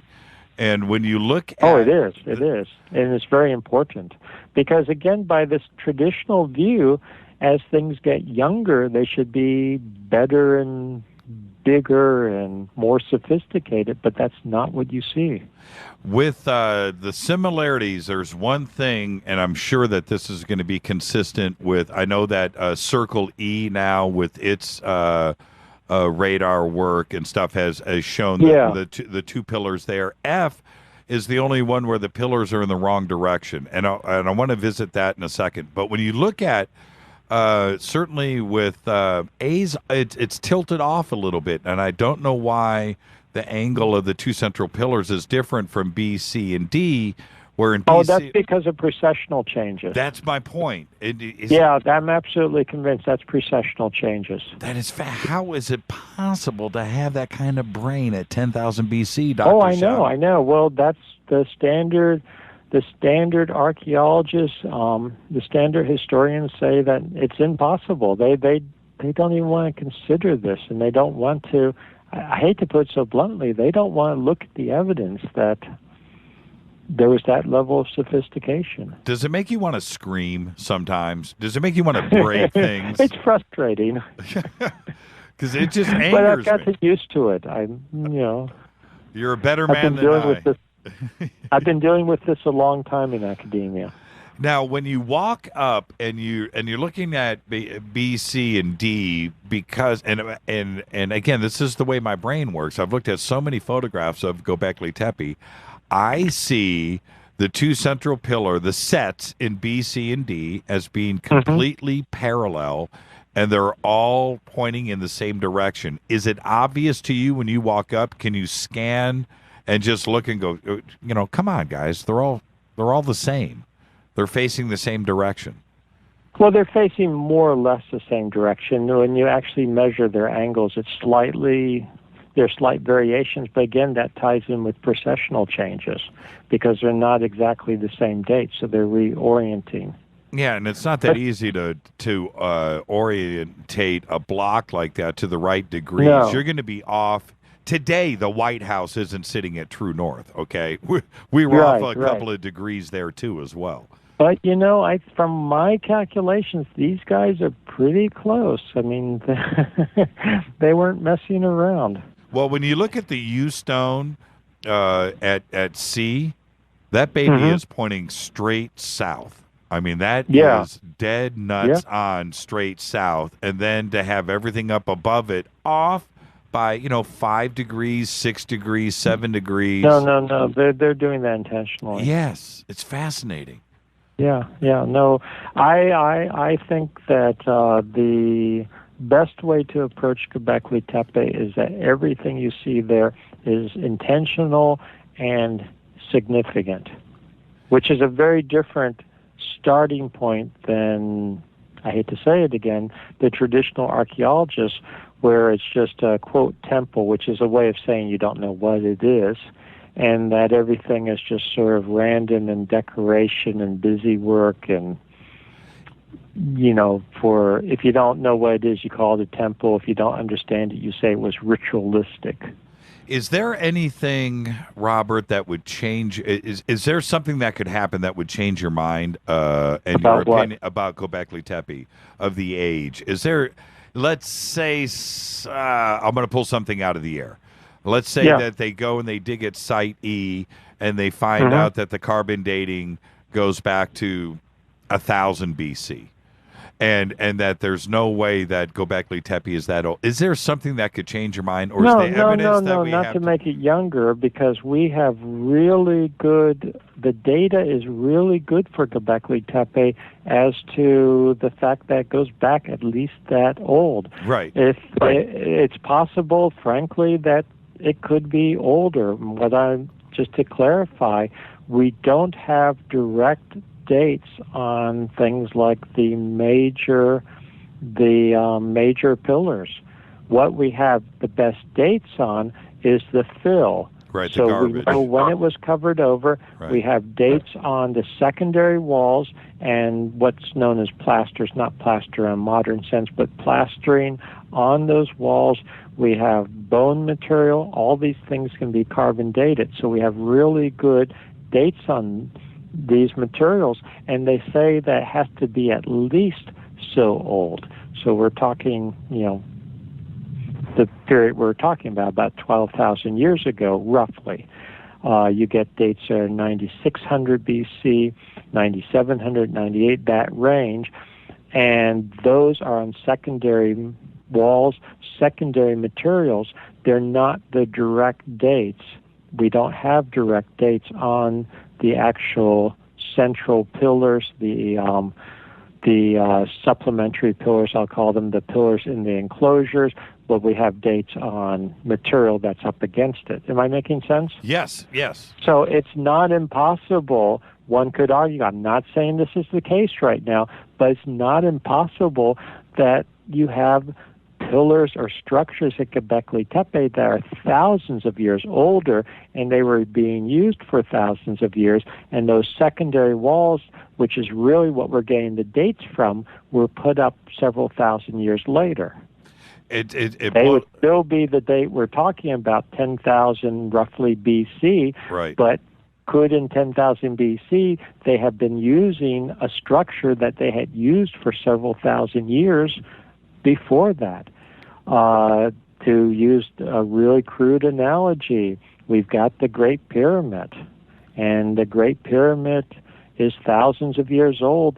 If in 10,000 or 15,000 years someone excavates the Great Pyramid, because our civilization has been totally destroyed and lost and no one knows anything about it, so they excavate the Great Pyramid and they find 21st century candy wrappers or something in it, and they carbon date those, they're going to say the Great Pyramid is 21st century.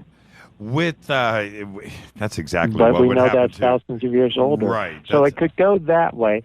To find younger dates, there are lots of reasons you can find younger dates on an archaeological site. You can have all kinds of contamination. You have animals digging down, burying nuts or whatever, literally. There's lots of ways to have intrusion into a site like Gobekli Tepe. And so, I could easily, I'm sure, go there and find lots of contamination if we wanted to and collect samples that are going to give younger dates, but that doesn't mean anything other than that it was disturbed in that local area. When we look at Gobekli Tepe, then we look at other sites that I find too strikingly similar, and I'm talking about Karahunj. You can talk about Armenia. You can certainly bring up Stonehenge. We could bring up Adam's Calendar down in South Africa, or the stone circles all over South Africa. There's evidence of sites like this in Mesoamerica. What's the strongest evidence besides these circles of a transoceanic culture where the communication of the necessity of these monolithic stone circles were there for the different cultures? What's the best evidence of that? What do you mean, the best evidence? Are you looking for another site, or are you looking for other types of evidence? The connection between the two, where it's just so obvious that there had to have been a transoceanic culture here, and certainly I think we had transoceanic culture, if you want to call it that, or at least transoceanic communication around the world in very remote ancient times. I don't know if this is what would fit what you're asking for about now, but I want to mention another site. For instance, in Indonesia, Gunung Padang. Yes. Are you familiar with that site? Fully. It's a very, very, I'm sorry? I said I'm fully aware. And the more that I find out... very, very interesting site. And it's being studied now. There's been a lot of resistance to it, just as there's been resistance to looking at certain other sites. But I've had a chance to visit it, to look at it firsthand, and I'm convinced that that is another site that goes back to this early period.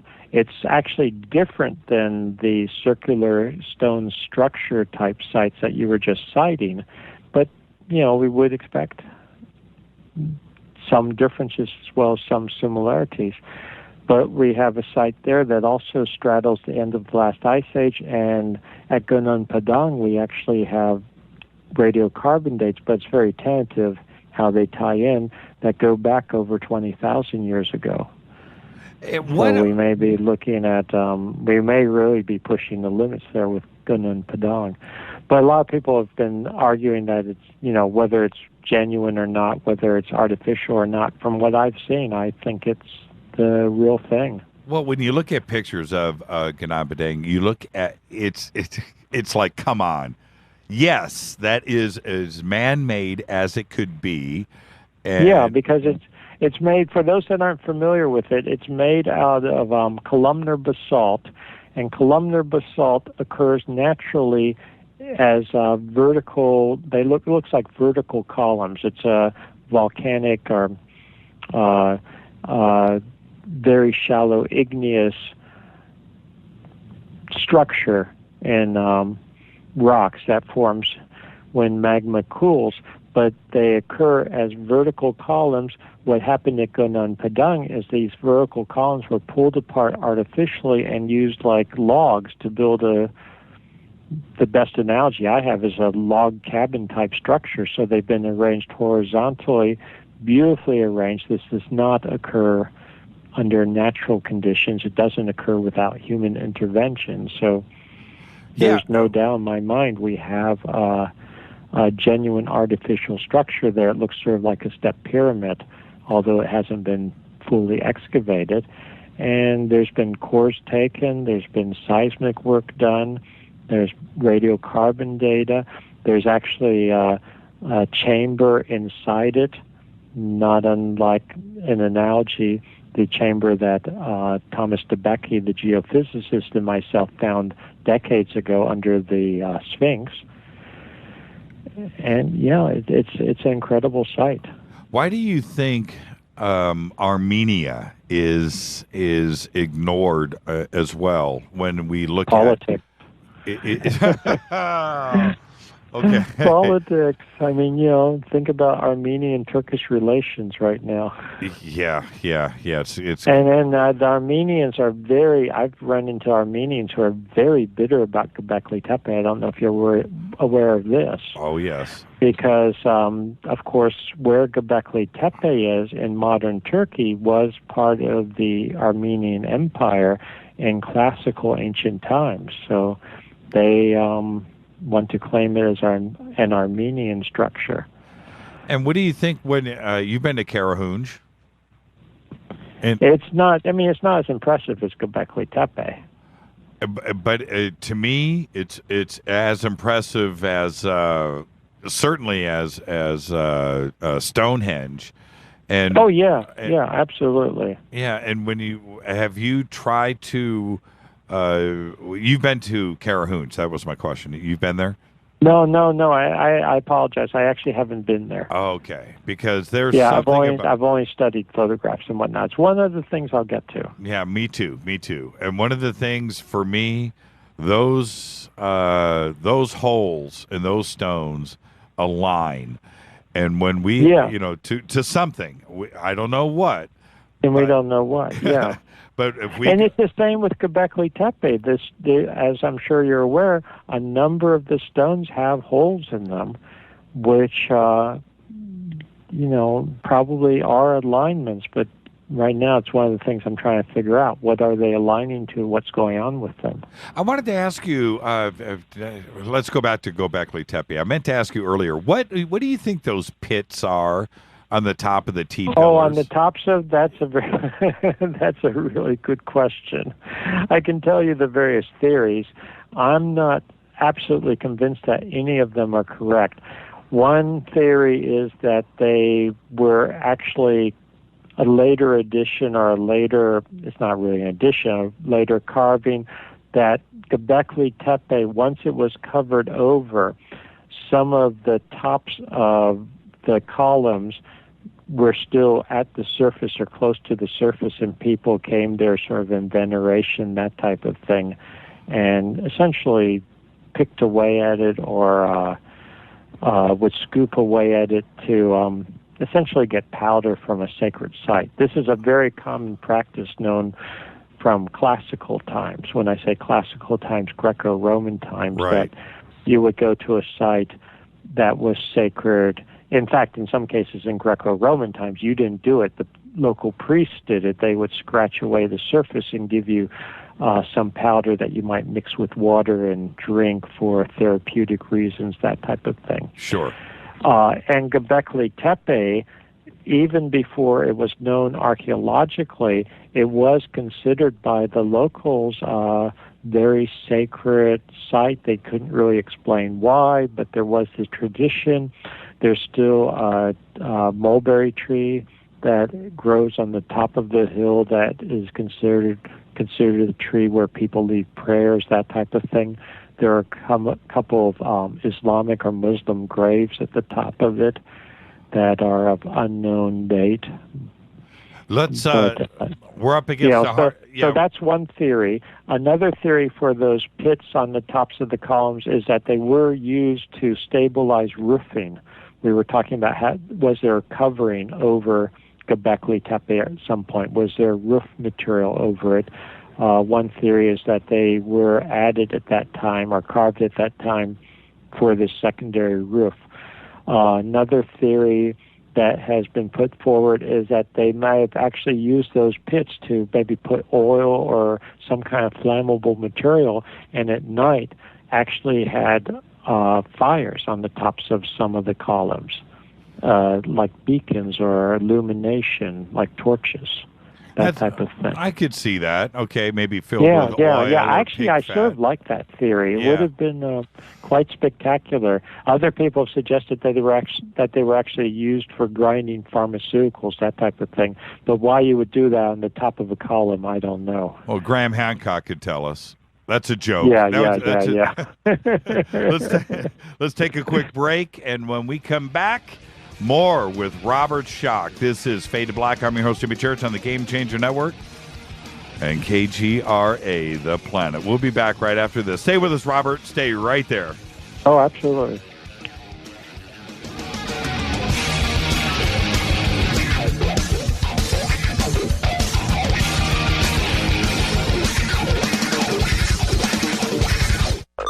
KGRA Radio. Intelligent talk. Are you a paranormal investigator, ghost hunter, or UFO skywatcher? If so, FNGinnovations.com has the product you definitely need in your investigations kit or go bag. Introducing the Morpholite Wide Beam Tactical Flashlights that put the light where you need it most. Traditional flashlights shine a focused round beam with limited line of sight in the dark. Morpholite Tactical Flashlights change all that, utilizing a revolutionary wide beam design to enable you to see safety hazards such as hanging wires and steel, pipes, and holes in the floor you just can't see with a focused round beam. In the field, where safety is paramount, a 180-degree beam increases orientation and peripheral vision in the dark. Morpholite flashlights are ideal for investigations in abandoned facilities such as houses and hospitals, factories, caves, and tunnels. Avoid those low-hanging tree branches that poke your eyes in the woods. Visit FNGinnovations.com to see a full line of tactical lights and accessories. That's FNGinnovations.com. Now you can find all your favorite talk radio shows live, all in one place at TalkStreamLive.com. Listen from anywhere, office, home, or in your car. Just go to TalkStreamLive.com and click on one of the many live talk show hosts you want to listen to. It's free and easy. No computer? Download the smartphone apps. Never miss your favorite talk show. Find them all at TalkStreamLive.com. Hey everybody, what's up? Jimmy Church of Fade to Black, and check this out. The 2015 MUFON Symposium will be held this September 24th through the 27th in beautiful downtown Irvine, California. Expanding ufology, opening new doors in academia, industry, and media. Former Defense Minister of Canada Paul Hellyer will be there in person. Former CNN news anchor Cheryl Jones, TV news journalist Jaime Maussan, and MUFON's chief photo analyst Mark D'Antonio. They're just a few of the growing list of names for the 2015 event. It's September 24th through the 27th at the beautiful Hotel Irvine. Get your tickets today at MUFONSymposium.com. That's MUFONSymposium.com. Gobekli Tepe.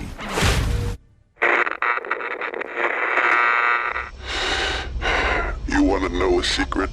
I love ponies. I really love ponies. I'm serious. I couldn't stay sane without ponies to brush. Why fade to black? Because you never got that pony, damn it. This is Fade to Black with Jimmy Church on the Game Changer Radio Network and KGRA, the Global Radio Alliance.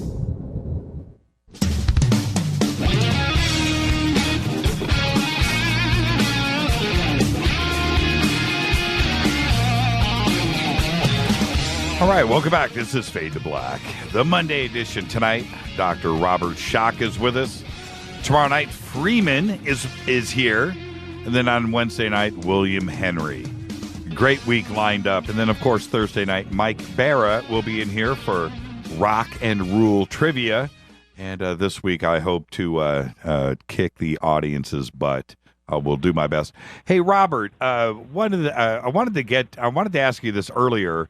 And Les just tweeted this out. He said, Jimmy, you have to ask him if the reason they put the roof on Gobekli Tepe is maybe, are they trying to hide something? Oh, the current one? Yes. The modern one? Yes.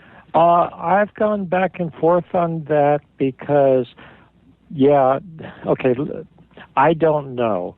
But let me say that there are things there that I've interpreted in a controversial way, and I'm not saying they would do this because of me, that have then since been sort of covered up and boxed in, covered over, and there's certainly people that want to have one view of things promulgated and not other views of things.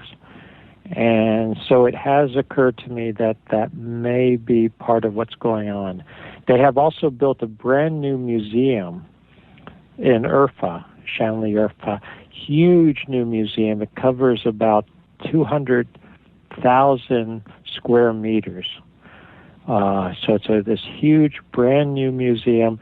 They've done a reconstruction of Enclosure D in the museum, sort of plaster or plastic or whatever they made it out of, pillars, and you can walk around it. Of course, it's all fake, but it's sort of nice.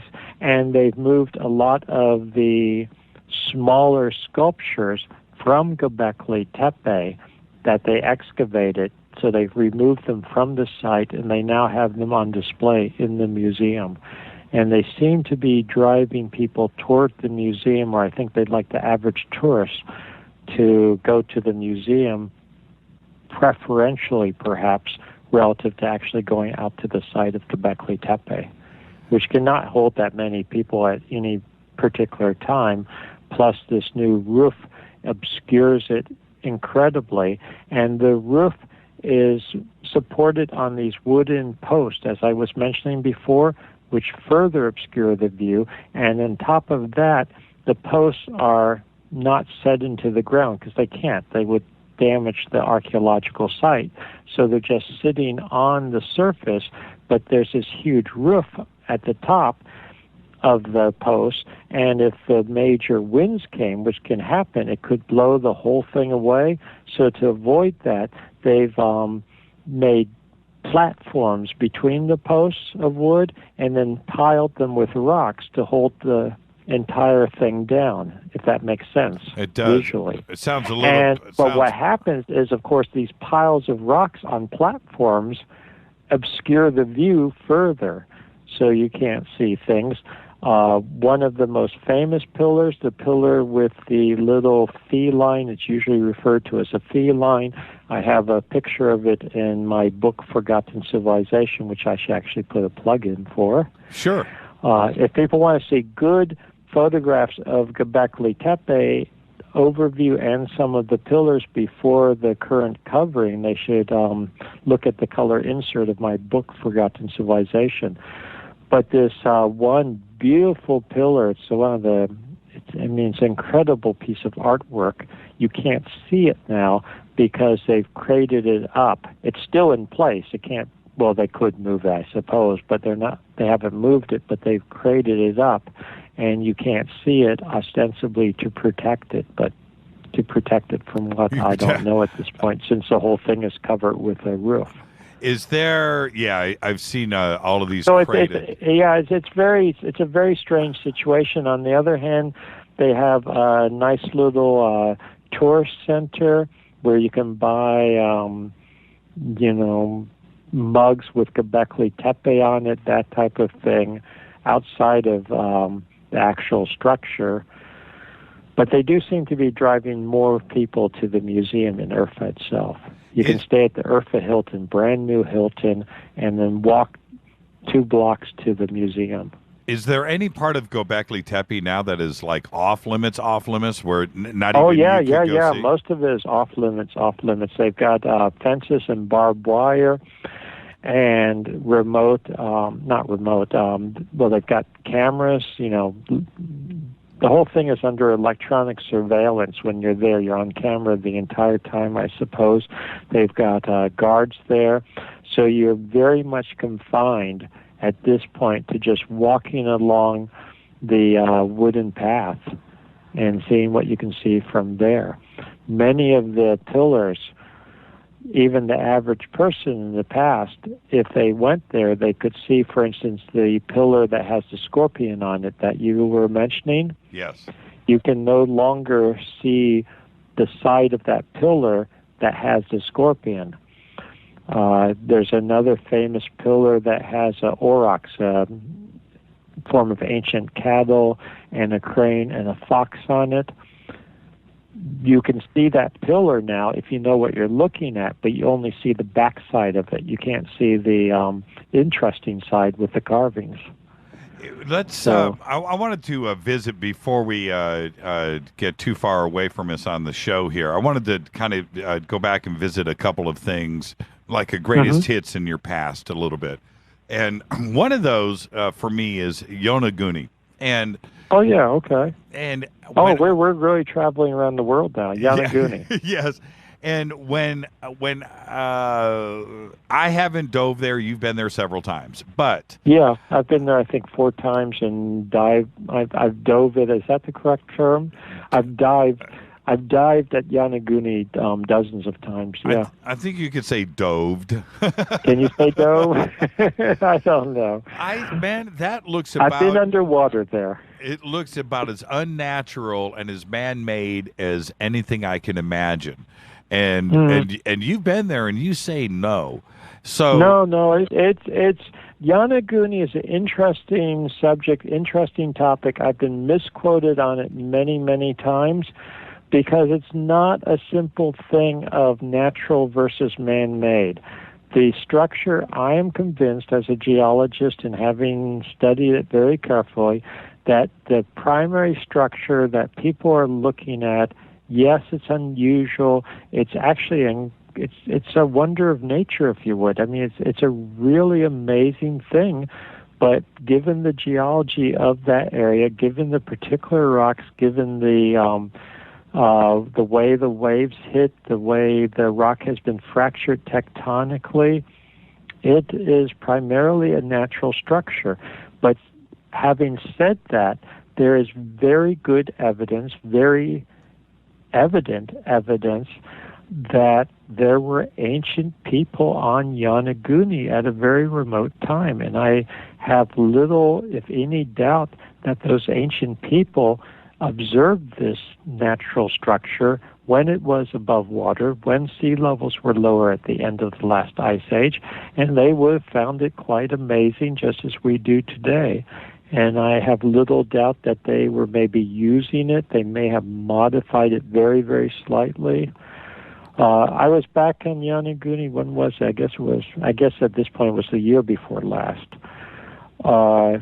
helping a crew do a documentary there. And I was more convinced than ever that, yes, it's a natural structure, but secondly, there were ancient people there. And when I say ancient people, I'm talking, again, the same time period as Gobekli Tepe, end of the last ice age, and they were influenced by the Yonaguni structure. And what I mean by influence is there are other smaller structures on the island above land that are carved.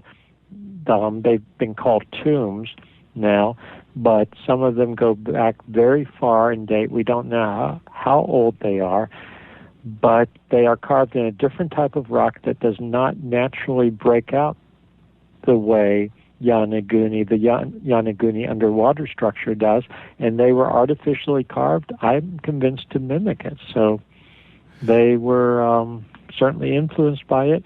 We also have found, and this is just the last 2 years or so, that when sea levels were lower, there was a land bridge between Yonaguni and Taiwan. They're not very far apart from each other. You can see Taiwan from the western end of Yonaguni. So there was a land bridge, and there's evidence, not just evidence, there are lots of remains of ancient civilization on the east coast of Taiwan on the other end of the land bridge. So what's the? It's a complex situation. It's not just it's natural. It's artificial. What's the from the top of the water? Let's say from the top of the ocean at high tide. What's the distance to the top of Yonaguni? Maybe 10 meters or so, and maybe down to 40 meters at the bottom of it.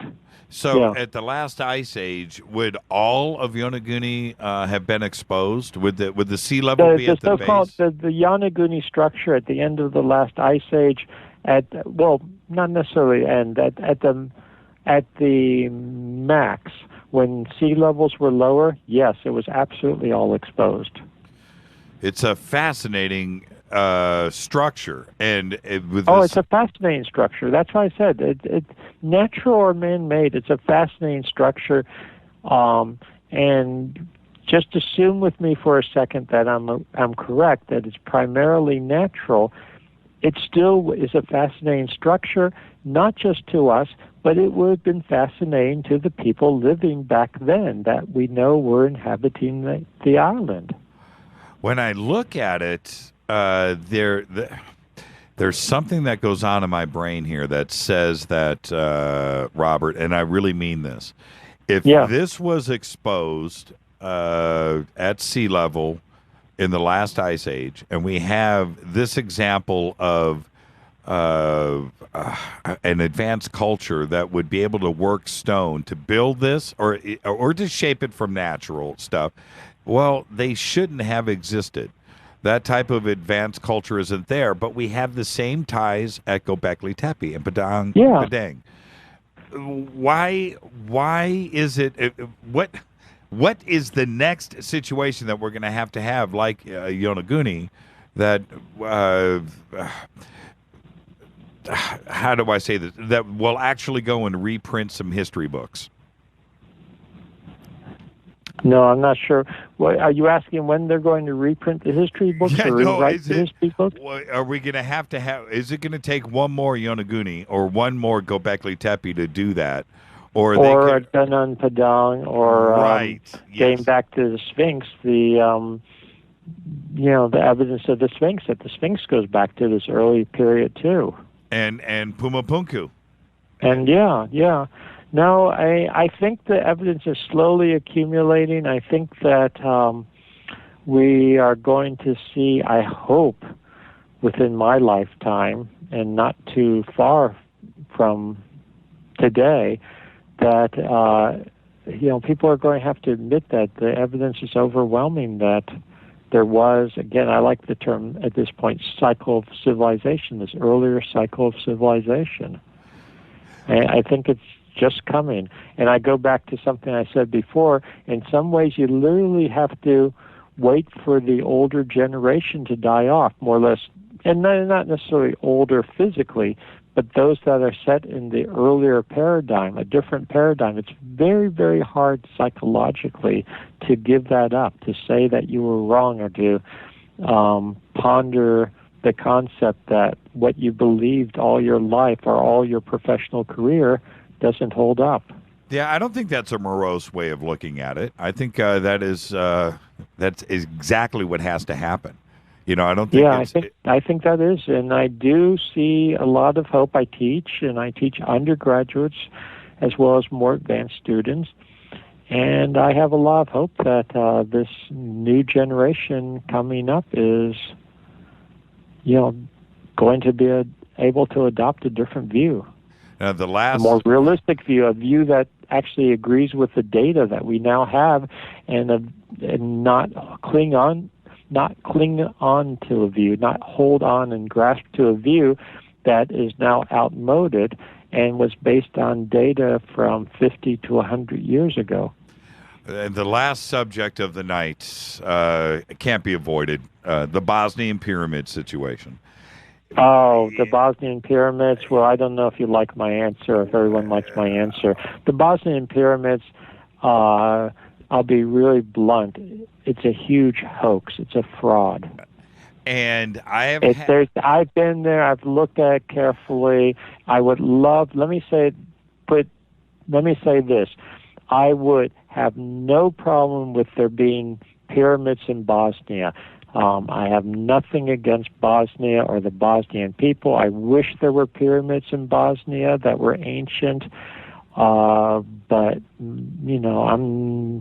I've staked my career on looking at real evidence and going with the evidence. And when I look at the so-called Bosnian pyramids, they're not ancient pyramids. It's bluntly a fraudulent. It's a hoax. So I guess I can't misquote you here then. No, I'm being blunt. Yeah. How it started, I don't know. I don't know if Samir Osmanagic, he's the one that is behind the whole thing. I don't know if initially he thought that he made an honest mistake and then sort of got wrapped up in it and can't go back because he staked too much on the concept that there are ancient pyramids there, or if he started the whole thing purposefully, somewhat deceptively. I just don't know. I mean, I'm not going to try to overanalyze that. I mean, of course, he continues to say that they're real, and he's digging tunnels now, which he somehow thinks proves that they're pyramids, but that's a totally unrelated venture. I mean, he's not excavating ancient tunnels. He's simply digging new tunnels, as far as I could determine. It's a huge mess. I mean, there have been numerous people that have gone over there and have looked at it and agree with my assessment. There are other people that, to be blunt, don't know what they're looking at and can be swayed easily by someone who's quite charming and charismatic. Well, I've been outspoken about the Bosnian pyramids too. What have you said? What's your view? My view is I'm not convinced when I see the photographs and I see not only the interior and the tunnel stuff that you're talking about and the concrete that was poured supposedly in that. I'm not convinced there, but when I look, I have a hard time seeing what I am told I'm supposed to be seeing. And I squint my eyes and I look at them and I'm just like, man, it looks like a friggin' hill. That's what it looks exactly. like. It is. That's what it is. That's what it is. And he's using, literally backhoes and whatnot to carve it. And every feature he points out as being concrete or man-made or tiling, that type of thing, it's all natural. It's pretty straightforward natural geology. Well, as a geologist, what did you think of the poured concrete sections? Did you have a chance? It's not poured concrete. It is various types of conglomerates. Naturally formed? What one has to remember, or what one has to understand, is that when we, as a civilization, the Romans were doing it, the Greeks were doing it, etc., when we have things like concretes and cements, pottery, all of brickwork, all of that is essentially artificial stone. We are recreating stone artificially. So, but So, for instance, Osmanagic talks about these concrete slabs, but how they're even better than modern concrete. They're harder, they're denser, blah, blah, blah. Right. Well, of course they are, because they're absolutely natural. They are the natural equivalent of what we create when we make concrete. Does that make sense? Yes. And what about the other claims of the pyramids over in China are covered with dirt and but there you have a different situation. Now, I have not had a chance to get to China and see those pyramids directly, but I've spoken and I have colleagues who have. I've gotten sort of inside photographs of some of them and other data, and there are definitely, in my assessment, pyramids in China which are genuine pyramids. Now, in some cases, they are covered over. In some cases, they may be more along the lines of earthwork pyramids, like Silbury Hills can be considered an earthwork pyramid in the UK. Right. And in some cases, too, you have a problem with China because you had back in the with Mao and all that type of thing, the Cultural Revolution, where they actually tried to destroy a lot of this. And in some cases, they actually tried to destroy the pyramids, these ancient pyramids, by planting trees on them because they were earth-based pyramids. I mean, it's not it's analogous, somewhat analogous, just to give people a sense of this. For instance, in Egypt, you have a lot of pyramids which are essentially mud brick, and then they were faced with limestone. The limestone has now been removed, and what do you have? Essentially a pile of mud. A classic one is the Hawara Pyramid. Right. So you can have genuine pyramids that look like big piles of dirt at the moment. And the Chinese were also deliberately trying to hide them from culture, too, as well. Yeah, they were trying to hide them, and they went through their whole cultural, what was it called? The revolution. The revolution, and they were destroying things left and right that were ancient. And just maybe, possibly, I'm going out on a reach here, but maybe just possibly the Bosnian pyramids are just a hill covered with trees because it's just a hill covered with trees. Covered with trees, exactly. I'm not going out on a stretch. I climbed all over those things, and that's all I found was a hill covered with trees and a bunch of Bosnians who would otherwise be unemployed. They were being paid to carve those hills covered with trees into the shapes of Mayan-style pyramids. So that they could attract tourists and they could bring money to Visoko, the little village where they are. Well, it's not that little village, but you know, every place they were. I mean, I on the street, I asked a lot of Bosnians privately, "Do you really think these are pyramids?" I never got a positive answer. They either admitted that, of course, they're not, or they would just smile and say, "Well, look, I'm selling my souvenirs. Look, people are now coming to my restaurant. Right. They're staying in my hotel." I mean, it's. Is there a chance? Is there a slight chance that it could be a pyramid? Is there a slight chance? No. Okay. No.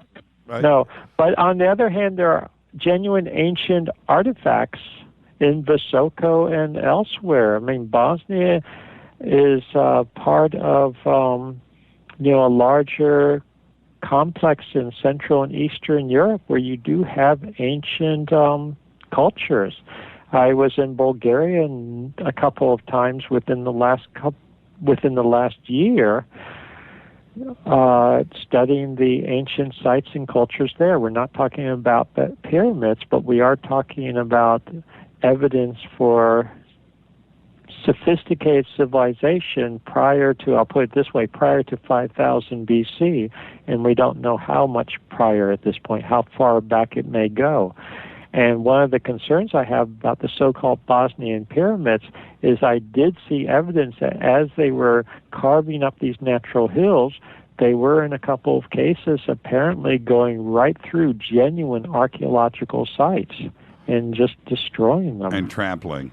Interesting. And trampling them, yeah. I mean, it's a real pity. Okay, What's happening? Anyway, I didn't want to go too far on that tangent, but I do want to be straightforward about it. And I do too. Now, look, we're up against our last break. I'm going to invite. I want you to stay right here because when we come back, there was a question that I asked you the last time that you were on the show that you refused to answer. And it must be a good reason. Yeah. So when we come back after this break, I'm going to ask you this question again, and I'm going to see if I don't can remember it. That's good. You will when we come back. I promise. Okay. This is Fade to Black. I'm your host, Jimmy Church. Tonight, Robert Schoch. Yeah. When I come back, the unanswered question will be presented once again to Robert Schoch. Stay right there. We'll be back after this quick break. Thanks, Robert. Stay right there. Okay, I'm here.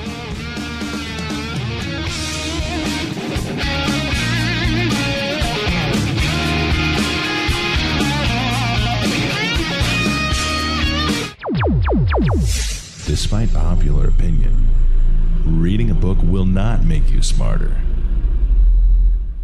But listening to Jimmy Church will. Attention, all Fadernauts. Studio Dome has a special deal on their SD1 Bluetooth speaker.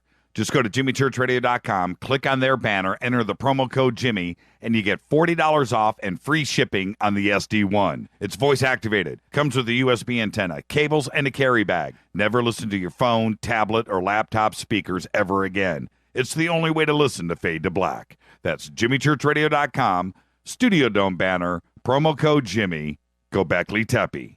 Erica, Brittany, Gabby, and you're listening to JimmyChurchRadio.com. It's not a lifestyle we chose. We were born this way. KGRARadio.com. Hey, everybody, what's up? Jimmy Church of Fade to Black, and check this out. The 2015 MUFON Symposium will be held this September 24th through the 27th in beautiful downtown Irvine, California. Expanding ufology, opening new doors in academia, industry, and media. Former Defense Minister of Canada Paul Hellyer will be there in person. Former CNN news anchor Cheryl Jones, TV news journalist Jaime Maussan, and MUFON's chief photo analyst Mark D'Antonio. They're just a few of the growing list of names for the 2015 event. It's September 24th through the 27th at the beautiful Hotel Irvine. Get your tickets today at MUFONSymposium.com. That's MUFONSymposium.com. Gobekli Tepe. This is KJCR at JimmyChurchRadio.com.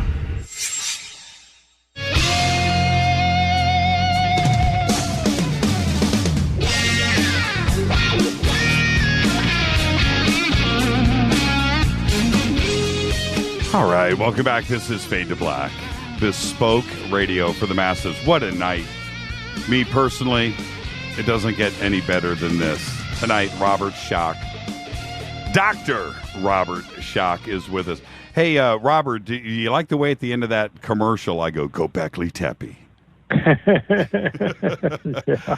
I'm telling you, man, it's my favorite thing in the world. I study it. It's wonderful. It's amazing. Okay, the last time you were on the show, I hit you with this question, which I'm going to do now. And you had said to me then, your answer was, Jimmy, that's personal, and some things stay personal, and I'm not going to answer. And the question was this.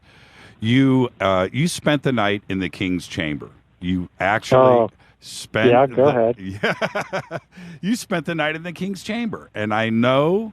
that is a life-changing moment, and I know that there were things that went down in there for you personally that I would like for you to share. And what are you ready? I mean, what happened to you that night in the King's Chamber? No, yeah, I think you're going to get the same answer as last time. Oh, yeah, no, I have, and other people have, and look, I'm in good company. Napoleon did that, and he refused to ever talk about it. And okay. So we want to keep the mystery, yeah. And okay, well, it's okay if we can do the dance a little bit, but let me ask you this. Yeah. Why, when you came out the next morning, obviously, it was a personal event. Why would it be so personal that you couldn't talk about it? Or I'll even say, I don't think it's so personal that I couldn't talk about it. I mean, I guess I could if I wanted to, but it's very hard. I'll put it this way: it's very hard to translate these things into language that you can just pass on over the radio or in a lecture without it sounding trite, without it sounding, okay, let me put it another way. We, for better or worse, right now are using words and intonations and that type of thing to express ideas, to get across concepts. Right. And I once went to a lecture, and I was absolutely disgusted by the comment that the person speaking said something to the effect, I'm trying to remember exactly how he said it, but he said it something like, if you can't put it in words, you can't think about it, or it's not real, or something along those lines. And I very much disagree with that from many levels, in both my own experiences and otherwise. There are things that you can understand, there are things that you can receive, there are things that emotions that might be expressed, etc., that you can't really describe adequately in words. I think great art can be like that. I think experiences, whether it's in the King's Chamber overnight or otherwise, can be like that you can't adequately express it and put it into words.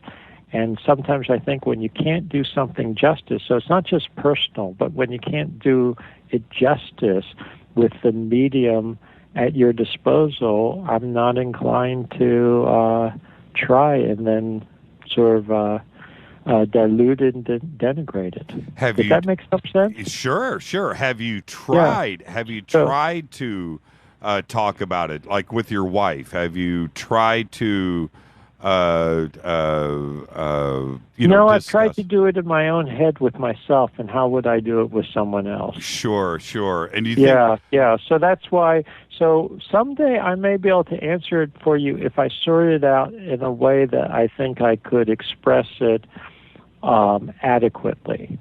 Did suffice to say, did it change you as you're very No, actually, for me, a lot of people think that these things are sort of life-altering, life-changing experiences. For me, and maybe it's me, and some people have told me based on other things that okay, so I'm getting a little bit into it, but not much. So you gave more answer out of me than you did last time. How's that? Yeah, Does that feel good? I feel better. Some people say that I'm a, quote, old soul, that, whether they do it from an astrological point of view or a psychic point of view or a psychological point of view, or whether people believe in various incarnations, that type of thing. So for me, it wasn't so much a life-altering or life-changing, but confirming, life-confirming, or that corroborating, reinforcing for me. Does that make some sense? Of course it does. And if I wasn't... And a lot of people, and I've been told that is more the exception than the rule, but it may have a lot to do with me and where I am, and if you believe in sort of, multiple lives, or, something bigger, which I do actually, something bigger than just our allotted 70 to 100 years on Earth. That there's something more than that. Well, if I wasn't so claustrophobic, I may pay somebody off and do it someday. But it just sounds to me, the thought of it mentally, you would have to be prepared for it, because you have to be prepared. And it's like anything like that. It can be reaffirming that, which it was for me, and cooperating. Really it was very positive for me. But for other people, it can be life-changing, but life-changing can sometimes be quite negative. I mean, it can be... Sure. You know, life-changing in a negative sense, too. So you have to be very careful about such things.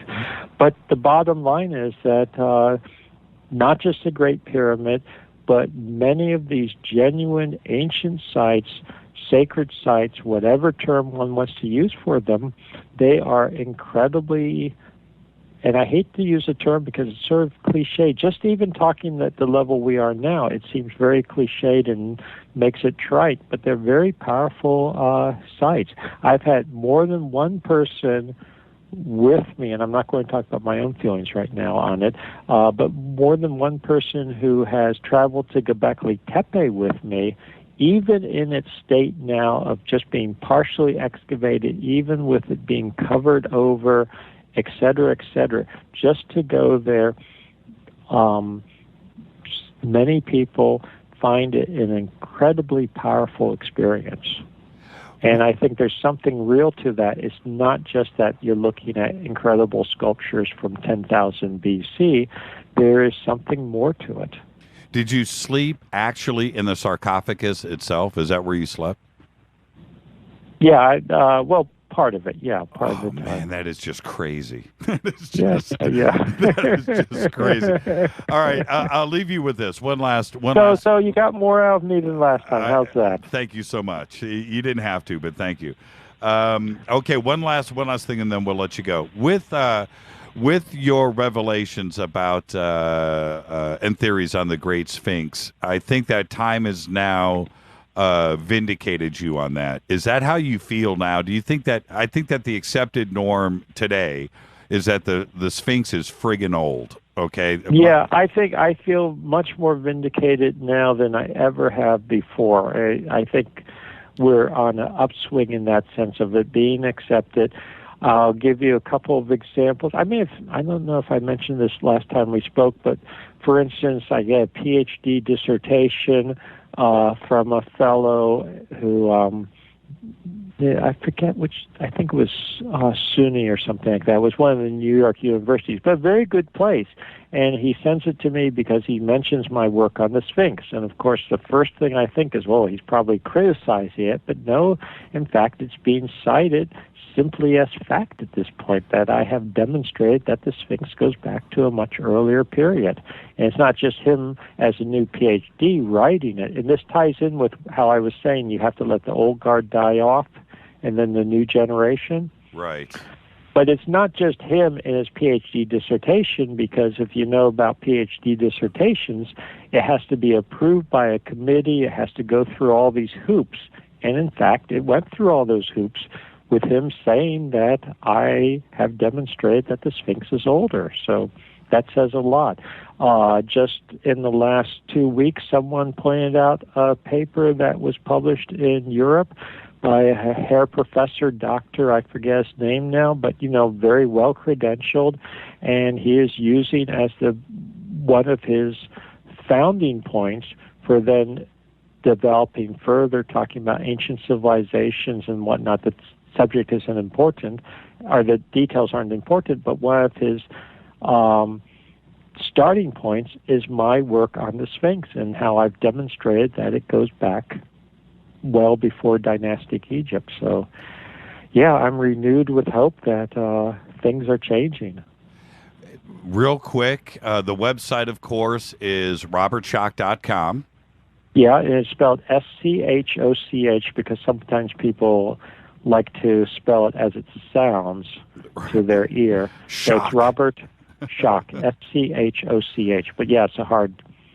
And now you had mentioned to me sort of a case down at the end, but now I'm going to confuse people. So it's schoch.com. RobertSchoch.com. You mentioned to me earlier today, I don't want to throw you under the bus a little bit, but you're going to be teaching throughout the summer at the university. Are you going to be speaking, and are you going to be doing any tours throughout the summer? What's up next for you? It's a pretty quiet summer, except for this coming weekend. I will be at Alex Gray's Chapel of Sacred Mirrors in upstate New York. speaking for over the weekend. If anyone is in the New York area, I know you're not. No. But if anyone's listening in and is in New York, or when I say New York, this is, I guess, upstate New York, go to my website, www.robertschoch.com, and you'll see a link there. I am not planning a lot of travel for the rest of the summer. Actually, I'm doing a summer course, as I mentioned to you on the phone, and I'm also trying to finish up a couple of books. So I've got more books in the works. And then it will be back to the winter, the fall semester teaching. But I'm already planning a trip to Egypt over... When is the Egypt trip? I'm thinking. I guess it's in between my semester breaks, and there's information on that on my website, because that's a trip that people are welcome to join me on if they're interested. Thank you. And I'll be doing other things after that, so I would say people should just check back to my website. Thank you so much, Robert. I had more fun than last time. I didn't think it was possible. But, wow, that's great. We get better every time. Great conversation. Give my best to Katie. Thank her for everything. I will, and thank you very much. I very much enjoyed it. As always, thank you, Robert. You have a great rest of your teaching summer, and we'll talk to you. Thank you so much. Robert Schoch, everybody.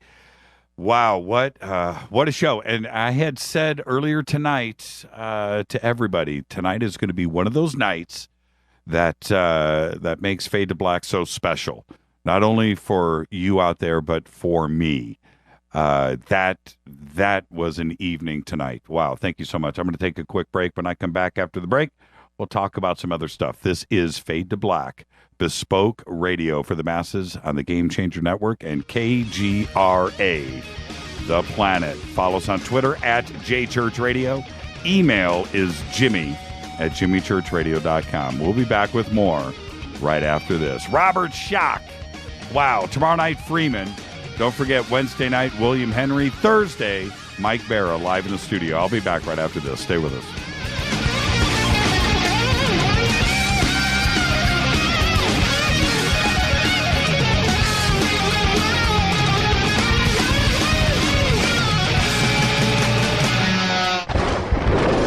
This is Fade to Black with Jimmy Church on the Game Changer Radio Network and KGRA, the Global Radio Alliance.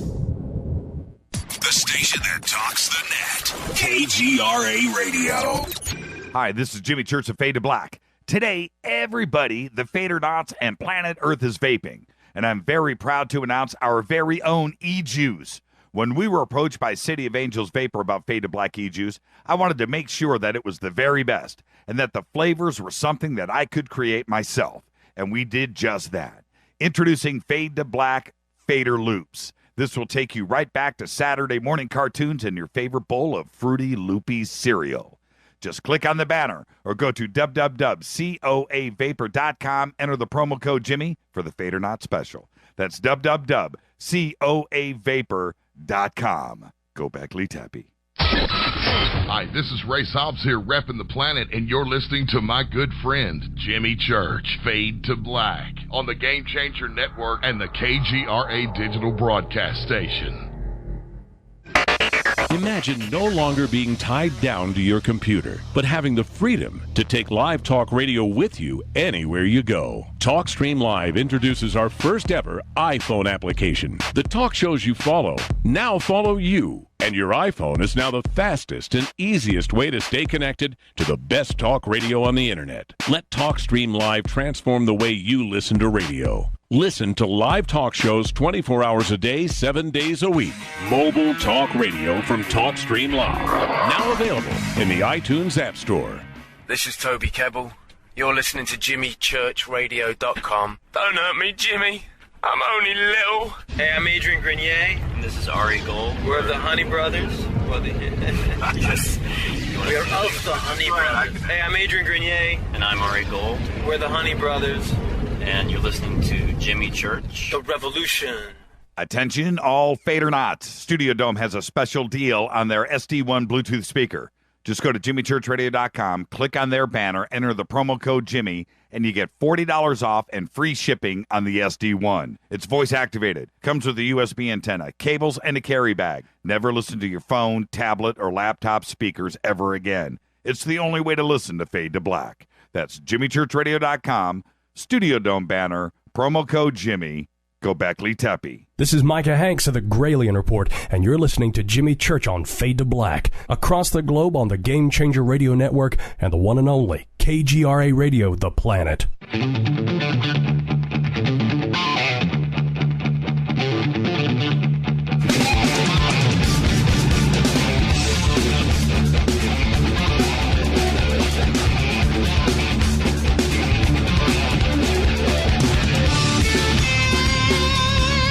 All right, everybody, welcome back. Fade to Black, the Monday edition.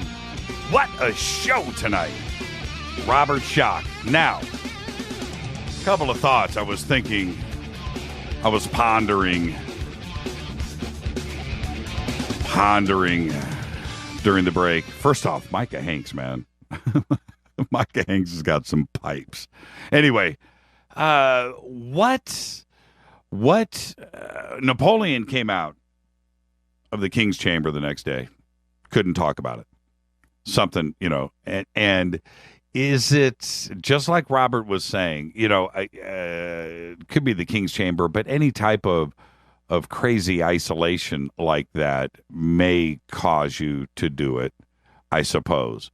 But there's something that's going on in there. Now, this is the way that my brain works. Okay? It is the weight of the stone above you and around you. The weight, the mere weight of that creates energy. Okay? That's it. You have the power of that. And it's focused on that room. The weight of everything. Now, the stone that is around you, you are in a red limestone chamber. Heavy, thick, dense stone around you. So the isolation of everything that is outside of that pyramid is disconnected. So you have pure silence. Talk about the dome of silence. You are what you are listening to for hours on end is your heartbeat, your pulse, your brain waves, your very existence is what you're listening to. And when you get that disconnect going and the energy, the electricity, the pure electricity that is going on in that room connecting with your brain is going to do things. So you are going to obviously see inside yourself. You're going to see your past. You're going to see your future. You're going to see today. And everything about you is focused on you. Think about that for a second. There is nothing that you are isolated. It is only you and your brain.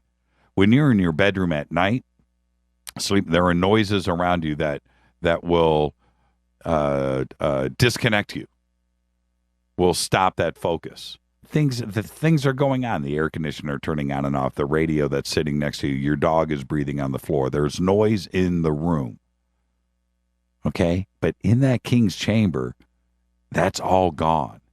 And it is so quiet and so isolated that you will hear your very brain working.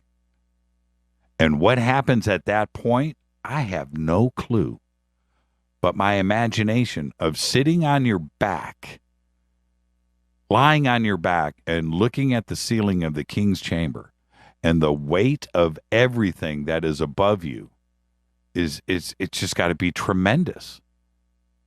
So what is it? What happens when you go to that next level of consciousness? What is occurring there?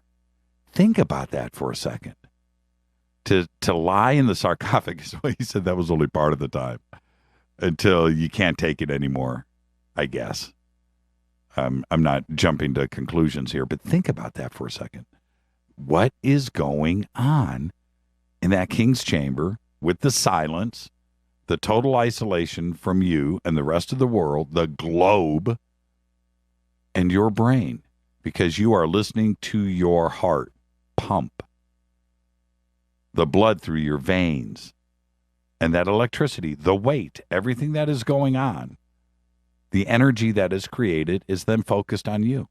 Think about that for a second. So I don't know if you could answer that. I think he did it the best that he could, but then to be honest with you, there's something there that he doesn't need to discuss. He doesn't need to talk about it. That's between him and himself. But what could it be? It changed Napoleon. He wouldn't talk about it. And neither would Robert Schoch. Wow. Tried to get there, too. And we did better than last time, for sure.